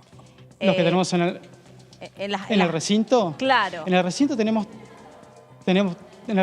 todo un sistema de iluminación dentro del recinto de lo que son la parte mural, que eso se encarga. Hubo 2 firmas que se encargaron de todas las luminarias del Palacio, que se llamaban una Zareto Hermanos, que es la que mencioné antes, y otra Clar y Anglade. Más o menos para 1906-1907 se encargan, y la verdad es que el recinto del Senado permanece bastante intacto. Algunas luminarias han cambiado por la década del 10, pero les podría decir que prácticamente el recinto tiene el aspecto que tendría más o menos hacia 1920, ¿no? Sí se han agregado algunas bancas por los cambios del agregado de senadores y demás, pero se conserva bastante intactas las luminarias de bronce. Lo que sí han cambiado, las tulipas y demás, ¿no? Y algo que quería mencionar también respecto a la firma Zareto, cuando hacen la araña del Salón Azul, la firma había contratado antes a un artista de apellido Dubois, que hace poco la nieta de Dubois nos contactó porque tiene los moldes, tiene las memorias de su antepasado que había hecho la araña. Esto es interesantísimo, ¿no? Qué Porque loco. primero se produce en Argentina y todavía es descendiente, que para ellos es un orgullo, obviamente, que su antepasado haya participado en el diseño artístico, ¿no? Ahora, si no la colocaban en el Salón Azul, es difícil pensar en otra sala, en otro salón Con que, otra la, altura, que la ¿no? pudiera contener, digamos, le iba a quedar de adorno para la casa al presidente del Senado. Y yo creo que era el único edificio público donde se podía meter esa araña, que es inmensa. Hacer esto es la misma, en el Salón Blanco de la Casa Rosada, donde se hacen, digamos, los actos principales, sí. hay otra araña grande que la hizo la misma firma que la del Salón Azul, solo que esa se colgó en 1900 y se hace para Casa y es Rosada. de dimensiones Esta no, esta es parecidas. diferente, es de 1910. No, es más chica. No, más la del chica. Senado, la que tenemos acá, les diría que es, no sé, una de las más grandes que hay. ¿Y cuánta? Decime En que es todo edificios bajo públicos, consumo, la que tenemos ¿no? nosotros. Claro. Decime que las bombitas son todas bajo consumo, ¿no? Mira, sí, eso hoy está, bueno, lo que es el Salón Azul está bajo la administración del Senado, ¿no? Claro. Pero es un espacio que arquitectónicamente responde a las dos cámaras. Sí, Pablo, uno siempre ve la iluminación de lo que tiene que ver el Congreso, ¿no? Los días que se decide. sí. ¿Cómo se activa generalmente esta iluminación? ¿Cómo se llega a alumbrar todo el palacio, por ejemplo, de un color relativo a una fecha patria o relativo a un día de conmemoración? Vos decís la parte externa. La del parte edificio. externa, exactamente. Mira, si te digo te miento, la verdad, pero sé que las fachadas, no sé si de hecho las fachadas, cuál de las dos cámaras es la que tiene la administración de la iluminación de fachada, porque si bien es un solo edificio tenemos esa cuestión de que hay sectores que los administra una cámara o la otra. Sí. Creo, espero no equivocarme, que es el Senado el que se encarga de la parte de iluminación de fachada. Creo que es así. Pero no sabría decirles de dónde se enciende. Igual hay varias tomas, no es que desde una sola toma se encienden todas las luces del palacio. Y ahora, perdón, ¿vos querés decir No, algo? me quedé con el Salón Azul, que es un lugar que nos impacta a todos, precioso. porque, claro, habitualmente... ¿Por qué se llama Salón Azul? Tienen colores los salones. Tienen colores, claro. En verdad, el arquitecto... El arquitecto en los planos lo menciona como el gran hall o el hall central, ¿no? Es como el corazón del edificio. Sí.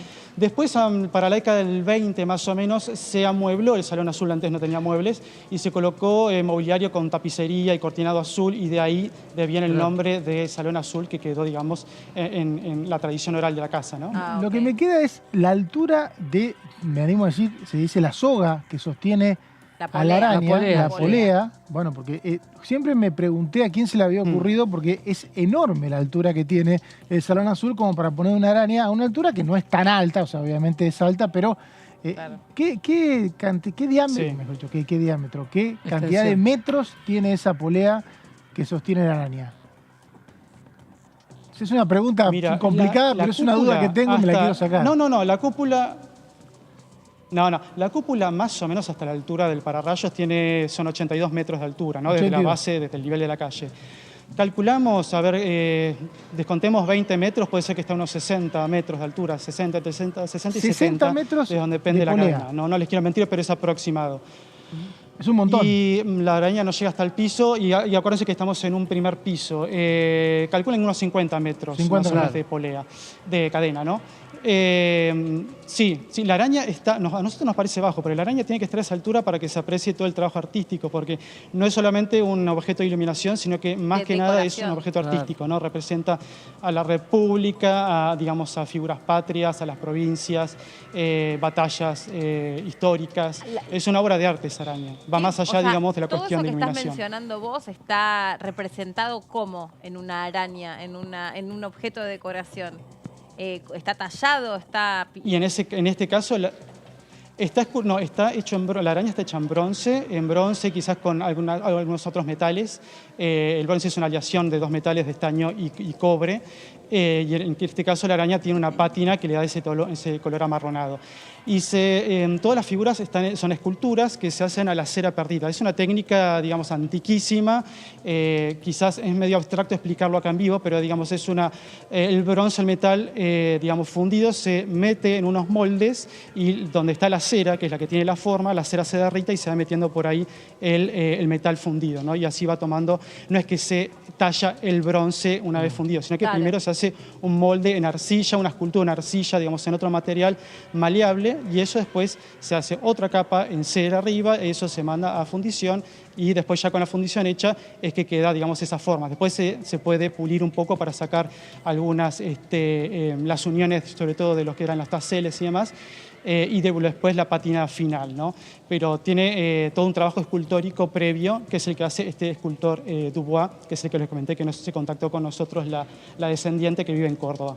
Y ustedes hablaban los dos, ¿no? Marta y vos, la arquitecta que está ahí al lado tuyo y vos, de la cúpula. La cúpula que, bueno, también debe guardar toda una historia en sí misma porque es de lo más representativo que tiene el Congreso. Uno cuando piensa en el Congreso, a simple vista, lo más bello que se ve es su cúpula. Sí, sin duda es elemento distintivo no solo del Palacio, sino de todo el entorno. Entonces, fíjense que la Plaza del Congreso no existía cuando se construyó el Palacio. De hecho, la Avenida de Mayo llegaba hasta la calle Entre Ríos originalmente.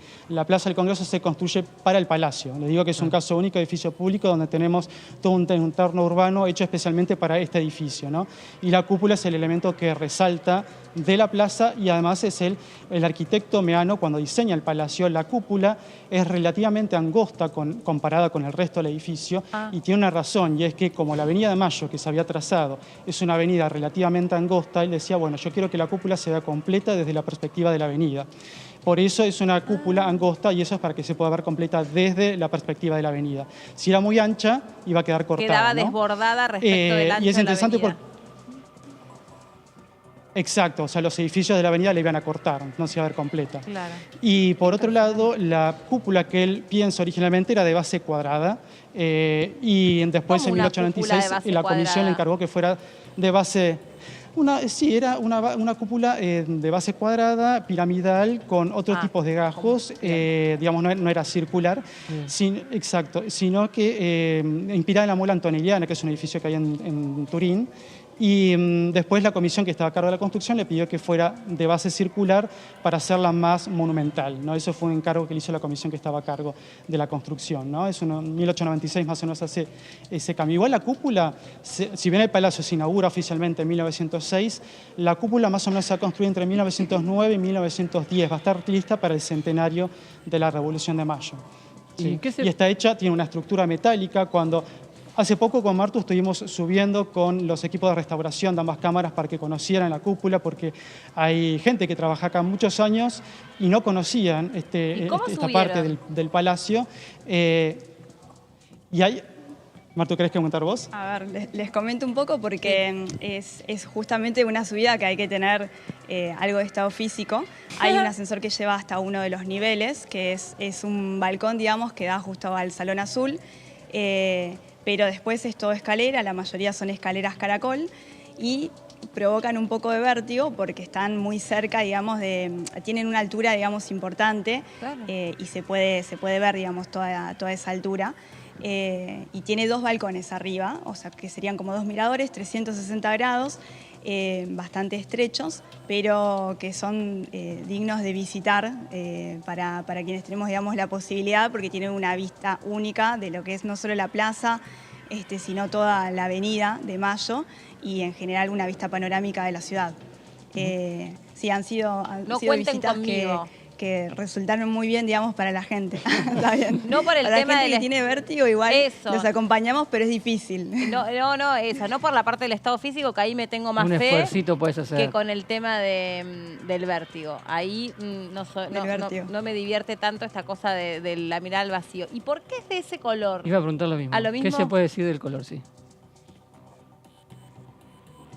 Bueno, la cúpula hoy la vemos verde, ¿no? Cuando se inauguró, lo más probable es que haya tenido un color amarronado. Nunca fue dorada la cúpula. La gente piensa que todo lo que es bronce tiene que ir dorado, y no. Los bronces, muchos llevan una pátina marrón o tipo chocolate. En este caso es cobre, y tenía una terminación amarronada que con el tiempo fue virando al verde, que es un proceso de corrosión del cobre normal. Y de hecho, lo más probable es que esta cúpula ya se preveía que fuera a virar al verde, porque ya hay muchos edificios de Europa de siglos antes que con cúpulas de cobre que viró al verde mucho antes que la del Congreso. La Estatua de la Libertad en Nueva York está hecha en cobre y hoy la vemos y es verdosa, justamente por ese cardenillo que es como se llama la pátina, ¿no? Es la corrosión natural del cobre cuando está a la intemperie. Y además, además sirve como protección del propio cobre, por eso no hay que tocarlo, ¿sí? O sea, permanece como está.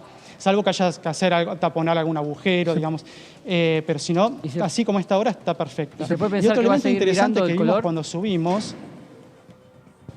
No, ya hay un momento que ya más o menos se estabiliza la corrosión, sigue pero muy lentamente y ya va a quedar, digamos, con este color verdoso que vemos hoy, verdoso azulado, ¿no? Siempre tengo ganas de subir a la cúpula. Quería comentar algo que vimos también cuando subimos. Bueno, se podría hacer otro programa en la cúpula arriba porque les va a fascinar. ¿Podemos hacer eso? Arriba, en la cúpula, afuera, todo se puede, estamos en el Congreso. Sí, se puede. Entonces voy. Hay firmas arriba. ¿Hay firmas? Arriba tenemos las firmas de la gente que subió, desde principios de siglo. O sea, vimos firmas de 1912, del 1913, del 20. Hasta vimos una inscripción que decía abajo el peludo. El peludo era el apodo que tenía Hipólito Yrigoyen. Así que es muy probablemente que es una firma del 29, del 30, cuando fue la época del golpe de Estado. Perfecto.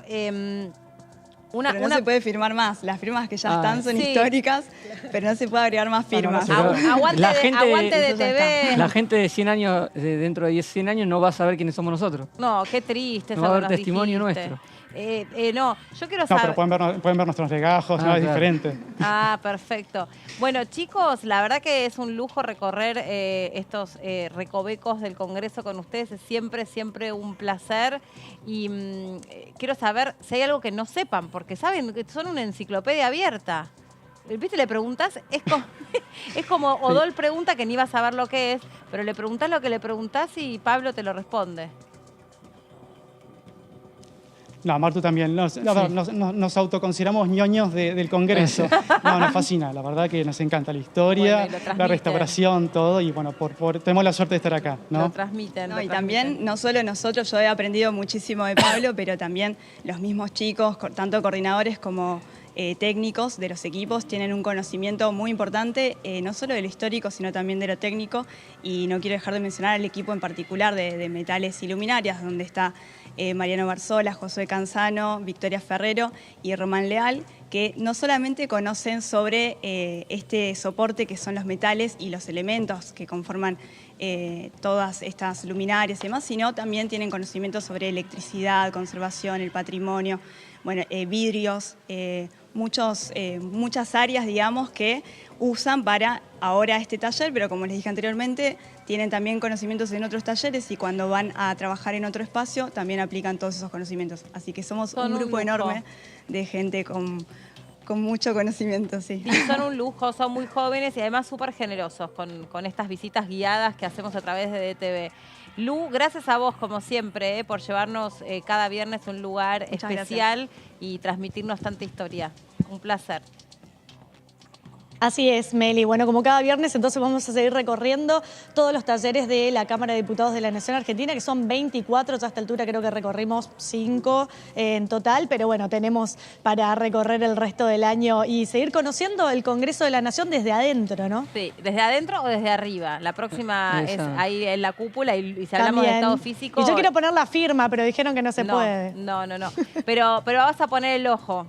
Así que seguramente es la candidata por excelencia, porque si estado físico hablamos, el Lu es la candidata para eso. Gonzalo también, un poquito juega. No, vos estás igual, Meli. Un beso enorme a los tres. Buen fin de semana. Gracias a ustedes. Gracias. Dale, nos vemos. Hasta luego. Vamos a ir a repasar lo que ocurrió en el programa Ecoagenda de nuestra compañera Lourdes. Ahí entrevistamos a la diputada Marilú Quirós. ¿Se acuerdan cuando había venido acá que estaba mal, se había quebrado una pierna y desde entonces, desde esa perspectiva, incluso había reflexionado acerca de la falta de accesibilidad que hay en varios lugares? Bueno, pero más allá de esta situación, que además esperamos que se haya recuperado bien, la entrevistó Lourdes en su programa Ecoagenda. El impenetrable para la Argentina y para el mundo es una marca registrada, 4 millones de hectáreas, de un pulmón, o sea, después del Amazonas es tan impenetrable. Es un pulmón natural que hace a esta biodiversidad y nos necesitamos más que nunca el cuidado, la preservación. ¿Sabes por qué se dice impenetrable? Porque no se puede caminar porque hay muchas espinas, es una cosa que es imposible. Es un lugar muy seco, llueve poco, es una marca registrada del Chaco, es impenetrable. Igual que Laguna del Palmar, como vos lo decía, que ahí estamos viendo, 5.600 hectáreas, que realmente una biodiversidad, donde Chaco tiene que trabajar, esa es una asignatura pendiente más en el tema del turismo, ¿no es cierto?, de que la gente conozca, que sepa y que viva esto. Entonces tenemos que trabajar conexiones, el conocimiento, hay que cuidarla. Y tenemos aguas termales en Chaco que son increíbles, que están en Presidencia Roque Sáenz Peña, y realmente la gente cuando ve todas esas cosas naturales que hay, se asombra y no puede creer. Hay falta de difusión, pero Chaco tiene todo para ofrecer. No es fácil, todavía no se aprobó, está allí en estudio, pero es muy importante. Sobre todo la toma de conciencia de cada sector, de cómo tenemos que trabajar en el medio ambiente. Hoy más que nunca, hoy más que nunca. Y vos sabés que Chaco realmente es un mundo de naturaleza, de biodiversidad, de cosas que están allí para hacerse y está. Y todo se va quedando. Tenemos selva, tenemos humedales, ríos. tenés ríos. Creo que lo único que falta tenemos aguas termales, tenemos aguas termales. Bueno, ¿Hay esa es la falta de fauna? conciencia. La fauna que hay es maravillosa. De hecho, yo vivo en una reserva, allá en un lugar que se llama Viateray, una reserva de 200 hectáreas, donde tenemos una fauna impresionante.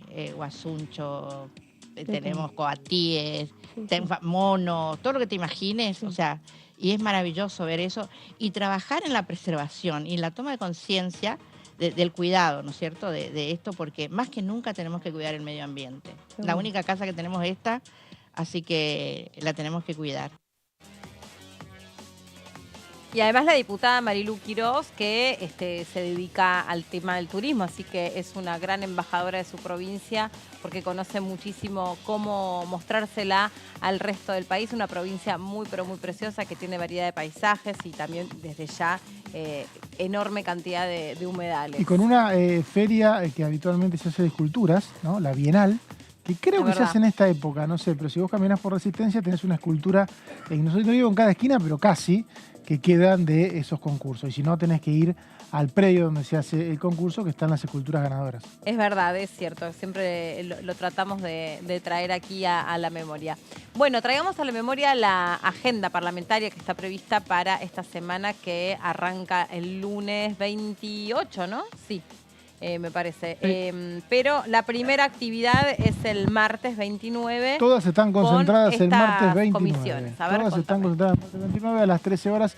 Comisión de Juicio Político. Se sigue con el proceso de acusación a los 4 jueces de la Corte. Se espera la presencia del ex ministro de Justicia y Seguridad de la Ciudad de Buenos Aires, Marcelo Silvio D'Alessandro. Ese mismo día van a seguir las actividades de comisión. La Comisión de Presupuesto, que se va a reunir un ratito después, si mal no recuerdo, a las 17 horas, va a tener una reunión con la Comisión de Educación, un plenario en el que se van a tratar la creación de universidades como la de Saladillo, la de Madre de Plaza de Mayo. Me parece que se viene una sesión con este tema a mediados de septiembre, según le confirmó a Melina Fleiderman, el jefe del bloque oficialista Germán Martínez, el día de ayer. Lo pueden ver en el archivo, el que no lo haya visto. Sí, además porque es uno de los tantos proyectos que tiene por objetivo digamos, volver a poner sobre el tapete la valorización de la educación pública y gratuita. En un momento que está discutiéndose en la campaña posibilidades alternativas al sistema de carácter gratuito que tiene actualmente la universidad. Entonces ayer, valiéndome de nuevo de la entrevista que le hicimos a Germán Martínez, decía que era muy importante contarle a los argentinos y a las argentinas qué supone un gobierno de Sergio Massa y qué tipo de leyes hace falta para respaldar ese gobierno y qué supondrá o supondría un gobierno de Javier Milei.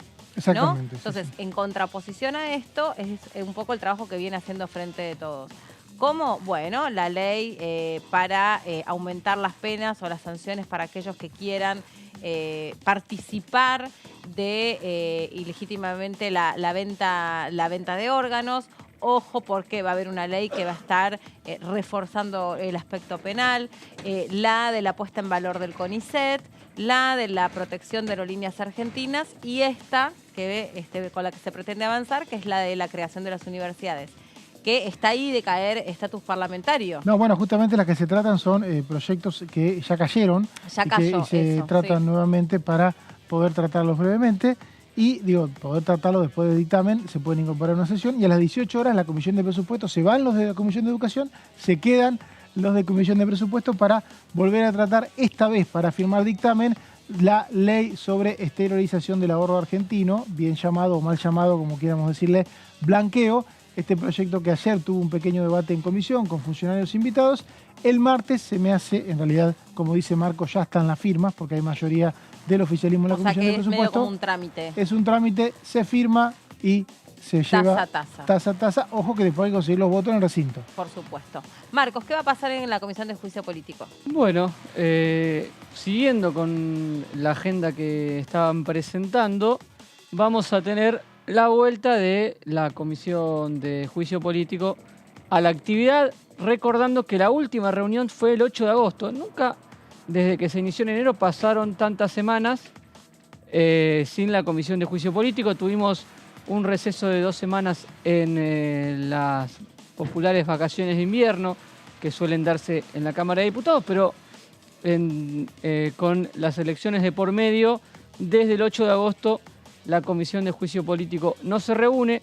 Habían pautado una reunión para esta semana que, debido a otras comisiones que tuvieron prioridad y la sesión del miércoles, se terminó trasladando al martes 29.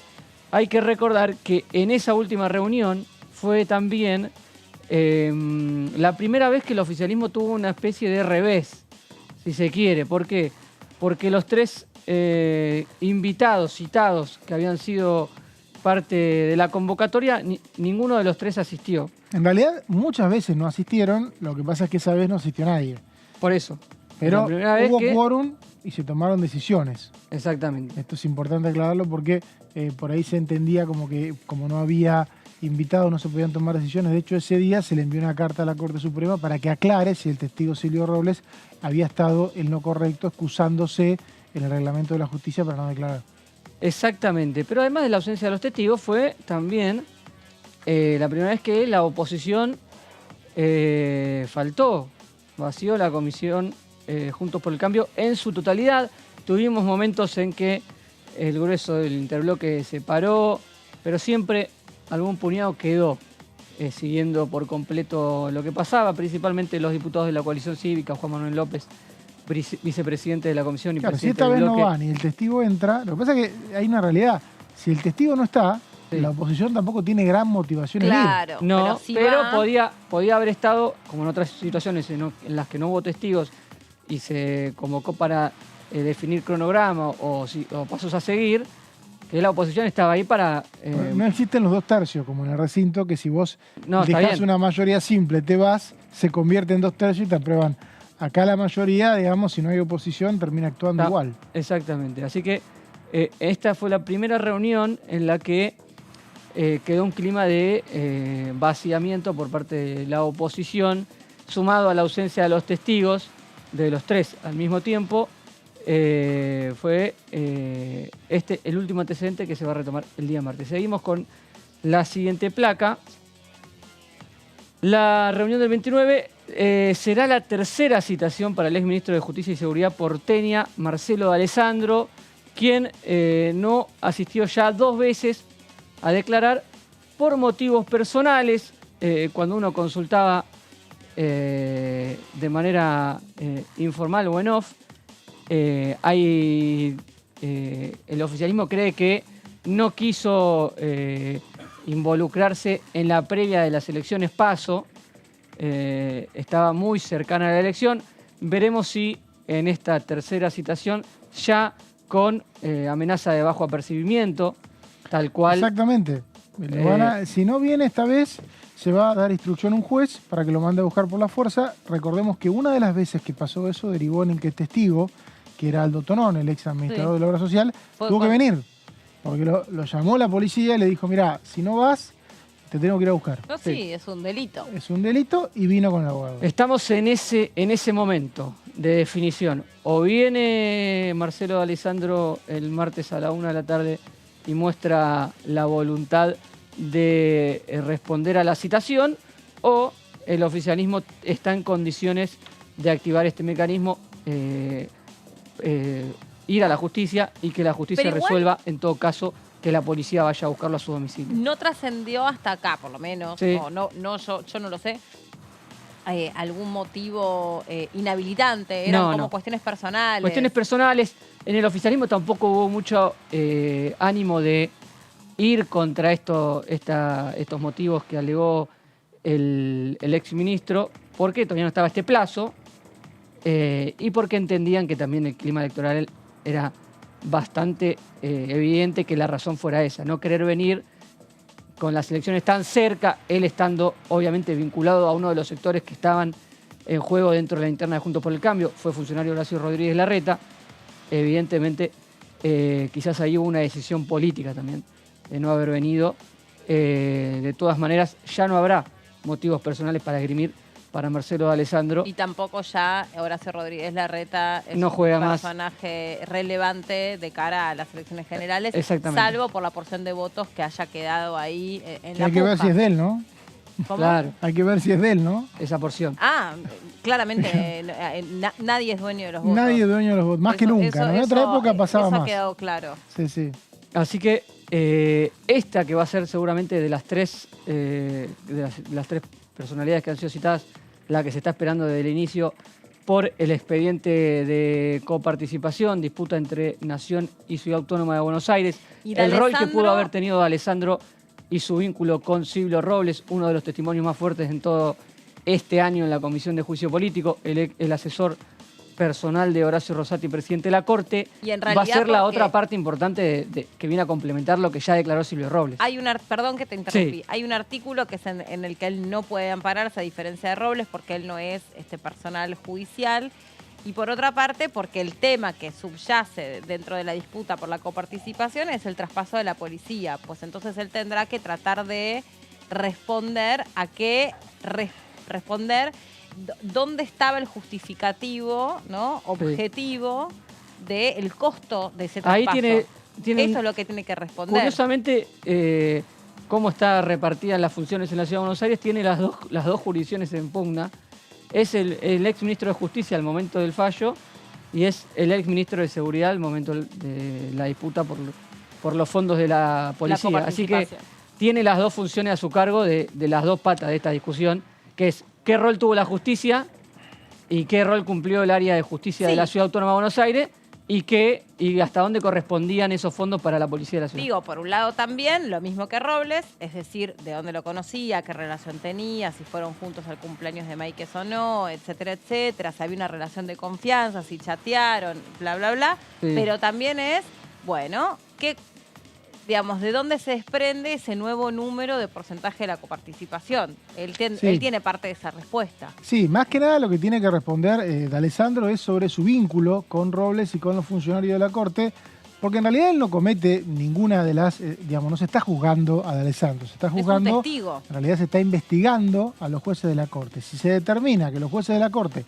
para emitir la cautelar que favoreció a la ciudad, hablaban con un funcionario de la ciudad, eso es motivo natural de mal desempeño. Exactamente. Así que vamos a tener... Y no es un delito, no es que tiene que ir preso, no necesariamente, o sea, no, por lo pronto no. Es solamente lo que sí es motivo de que se inicie un juicio, seguramente, si pasara esto por la Cámara de Diputados, en el Senado. Tuvimos a Silvio Robles amparándose en el artículo del reglamento interno de la Corte Suprema de Justicia, pero también de la Constitución Nacional, porque supuestamente podía involucrarlo en delitos penales, en causas abiertas. Ahí hubo una discusión con el oficialismo que dice usted no tiene ninguna causa abierta, demuestre cuáles son las causas que tiene abierta. Para el oficialismo la única causa que había abierta sobre ese tema la archivó la justicia y está en la misma situación D'Alessandro. Si va a querer ampararse en la Constitución Nacional, en el artículo 18, el oficialismo le va a responder que las causas que tuvo abiertas por este tema en algún momento han sido archivadas por La justicia... tampoco va a poder ampararse ahí. Y va a estar la misma discusión que vimos con Robles. Si de Alessandro quiere ampararse en el 18, es la misma causa que se le archivó a Silvio Robles. Sí. Estaban Hoy por juntos hoy en esa misma investigación por los chats ¿Hoy por hoy filtrados. seguirán siendo amigos? No sabemos si son amigos todavía. Robles Robles no lo confirmó. Robles no confirmó ni siquiera que lo conocía. Se amparó en Exactamente. el artículo 18 de la Constitución. Porque un amigo es una luz. Tremendo, ¿no? Que Brillando tenía en un la amigo oscuridad. así. Si es que, Para tener amigos No así. tenemos, tremendo. no sabemos si son amigos porque Robles no lo Ustedes confirmó. nunca me nieguen, y los chats no sean no son malos. prueba legal para confirmar. No. Lo que pasa es que nosotros tenemos la prueba de los programas. Sí. La primera vez que los citaron los habían citado juntos, recordemos. La idea principal del oficialismo era que vengan el mismo día. Ah, ok. Y eso ya no se pudo dar. Robles puso Ahí el hubo cuerpo. también... Robles puso el vino cuerpo, una de las ni bien lo citaciones. citaron, nunca dijo que no, como todos los funcionarios de la Corte. Sí. Todos los funcionarios de la Corte. Pero me vinieron. parece que ahí hubo también una elección. Robles un día vino, la primera vez no vino, la segunda vez vino y quedó descartada la chance de que vengan juntos. Yo creo que en realidad me da la sensación que fue por separado. La decisión de los funcionarios de la Corte, inclusive Robles, es no faltar. De hecho, hay algunos que vinieron 2 o 3 veces. Exactamente.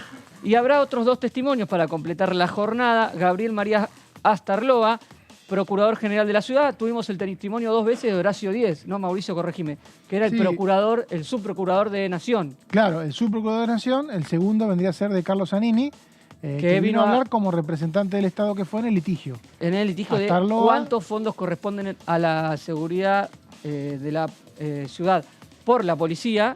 Bueno, ahora vamos a tener la versión de el Porque no procurador de tiene la nada que ciudad, de hacer. cuánto le corresponde a la No ciudad tiene por nada la que- policía. No tenía nada que hacer en este debate de Alessandro. Eso es una pregunta que seguramente le van a hacer. ¿Por qué estabas vos participando Porque en estaba esto? sentado ahí. ¿Cuál era tu rol? Si esto lo maneja el abogado Claro. del gobierno de la ciudad, o sea, del Estado, o sea, el abogado de los ciudadanos de la ciudad, que es el procurador. O sea, de hecho, el ministro de Justicia de la Nación no participa de este tema. Y vamos a tener la presencia de otro funcionario de la Corte Suprema, Miguel Federico de Lorenzo, de la Secretaría de Jurisprudencia de la Corte Suprema. Y por último, la última placa es que va a quedar pendiente una citación que se hizo para el 8 de agosto. Una citación aprobada en la última reunión del 8 de agosto para poner a Juan Bautista Maíquez como nueva prueba pedida por el oficialismo como posible citación, en lugar de Juan Ignacio Maíquez, Cámara de Apelación en lo Penal Juvenil y Contravencional de Cava. Aquí hubo una particularidad. El oficialismo pensaba que el cumpleañero era Juan Ignacio Maíquez. Luego descubrió que quizás el cumpleañero a la fiesta a la que Se llegaron equivocaron de fiestita. a la que podrían haber llegado Silvio Robles y Alessandro juntos en el mismo auto, no habría sido el cumpleaños de Juan Ignacio Maíquez, sino Juan Bautista Maíquez. Restaurante El Secreto del Hotel Four Seasons, frecuentado por Melina Freydemann. No Te sabía. metió en la fiestita vos también. Sí. en la fiestita No ese día. de pero Alessandro y la Robles. suelen- Pueden ser invitar citadas a como eventos. testimonial Melina Freydemann. Poneles, no le conozco la Esto cara es todo- a Maíquez, pero a mí si me invitan a un restaurante, yo te Sí. voy. Y Al más, Four Seasons más también es el Four voy, sí. Seasons, ¿no? O sea, yo no te conozco al cumpleañero, pero voy. No, sí, claro, por eso. Te imagino, por ahí ¿O estabas, no? tené cuidado. El tema es que le regalás a un cumpleañero así, de ese nivel. Bueno, yo tengo la idea de que si viene Maíquez va a decir que cuando entraron, porque el tema es si entraron juntos. Y Maíquez, el cumpleañero, se va a decir que en ese momento estaba en el baño. O cosas así. Pues son capaces de decir esas cosas. Y sí. No han tenido miedo al ridículo. Y aparte son todos hábiles declarantes. Les sobra para. Sí, Imagínate. en realidad se han hecho cochean, una- han se hecho cochean una- con muchos abogados, Y seguro. claramente, y no tienen ningún tipo de vergüenza de, por ejemplo, en el caso de Robles, podría haber respondido algunas cosas, no sé, ¿cuál es tu trabajo? Otros funcionarios de la Corte lo hicieron. Ujú. No pasa nada, o sea, no te van a hacer Bueno, nada. ¿cuánta gente ha participado de distintas instancias de investigaciones y dicen, no sé, no recuerdo, no sé? ¿Por qué será, no? Pero, olvídate, el me fía negro y no recuerdo es un... Puede pasar. Es un clásico. Bueno, gracias por eso. Por favor. No, yo ya lo sé y le estaba agradeciendo a cada compañero. No, repasemos entonces, más allá del juicio político, ojo entonces con avanzar sobre el debate de las universidades. No son todas las que se pretendían, ¿no? Se querían No, hay generar algunas que el más dictamen, hay universidades. algunas que el dictamen no cayó. Claro. Los dictámenes tienen un plazo. Y Porque ahí entonces- también había un temita de grieta. ¿A, Sí, a qué localidad Sí. iba? ¿Con qué presupuesto? Ahí el oficialismo, por lo menos hasta donde pude conversar con algún diputado, es vamos a poner todas las que haya y que en todo caso la oposición elija con cuál quiere votar a favor y cuál quiere votar en contra. No hace Claro. falta que caiga la sesión porque no quiere una universidad puntual No, y no. las otras... No, y ojo que también, digamos, medio como por la tangente, si vos creás universidades en algunas localidades estratégicas, le quitas tensión a algunos barrios que están atestados de mucho. estudiantes, ¿no? Que están Sí. recibiendo muchos estudiantes que quieren estudiar una carrera y frenás un poco el flujo migratorio de estudiantes en muy pocas ciudades. Y eso también te tira para arriba el precio de los alquileres. No está originalmente pensado para eso, obvio, el sentido es otro.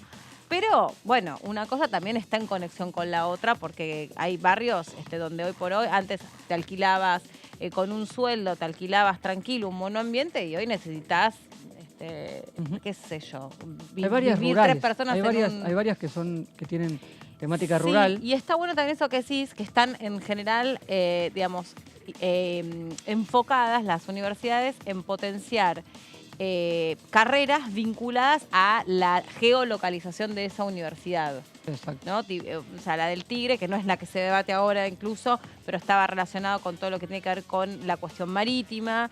Había otra que tenía La de más Cañuelas tiene que ver más con... un perfil más industrial o más agroindustrial. y agrícola. Agrícola, exacto. Y después naturalmente la de las abuelas de Plaza de Mayo Derechos humanos. en formación de derechos humanos, sí, por supuesto. Sí, sí, por eso me parece que va a ser un tema de debate tenso en una sesión que todavía no tiene fecha, pero hay que ver cómo actúa la oposición. Porque hay algunos sectores de la oposición, más que nada de la UCR, que están a favor de la creación de estas universidades, y hay algunos sectores de Juntos por el Cambio que están en contra, y los liberales, que son actores políticos del momento, por más que tengan solamente 3 diputados, tensionan. también tienen una posición que en este caso es negativa, Muy bien. que está pensando, va a pesar también ese debate. Hasta aquí hemos llegado nosotros. Que tengan un hermoso viernes. Nos reencontramos con este Buen equipo, fin de. por supuesto. Y el lunes estamos aquí haciendo la segunda edición de DTV. Que la pasen muy bien. Chau.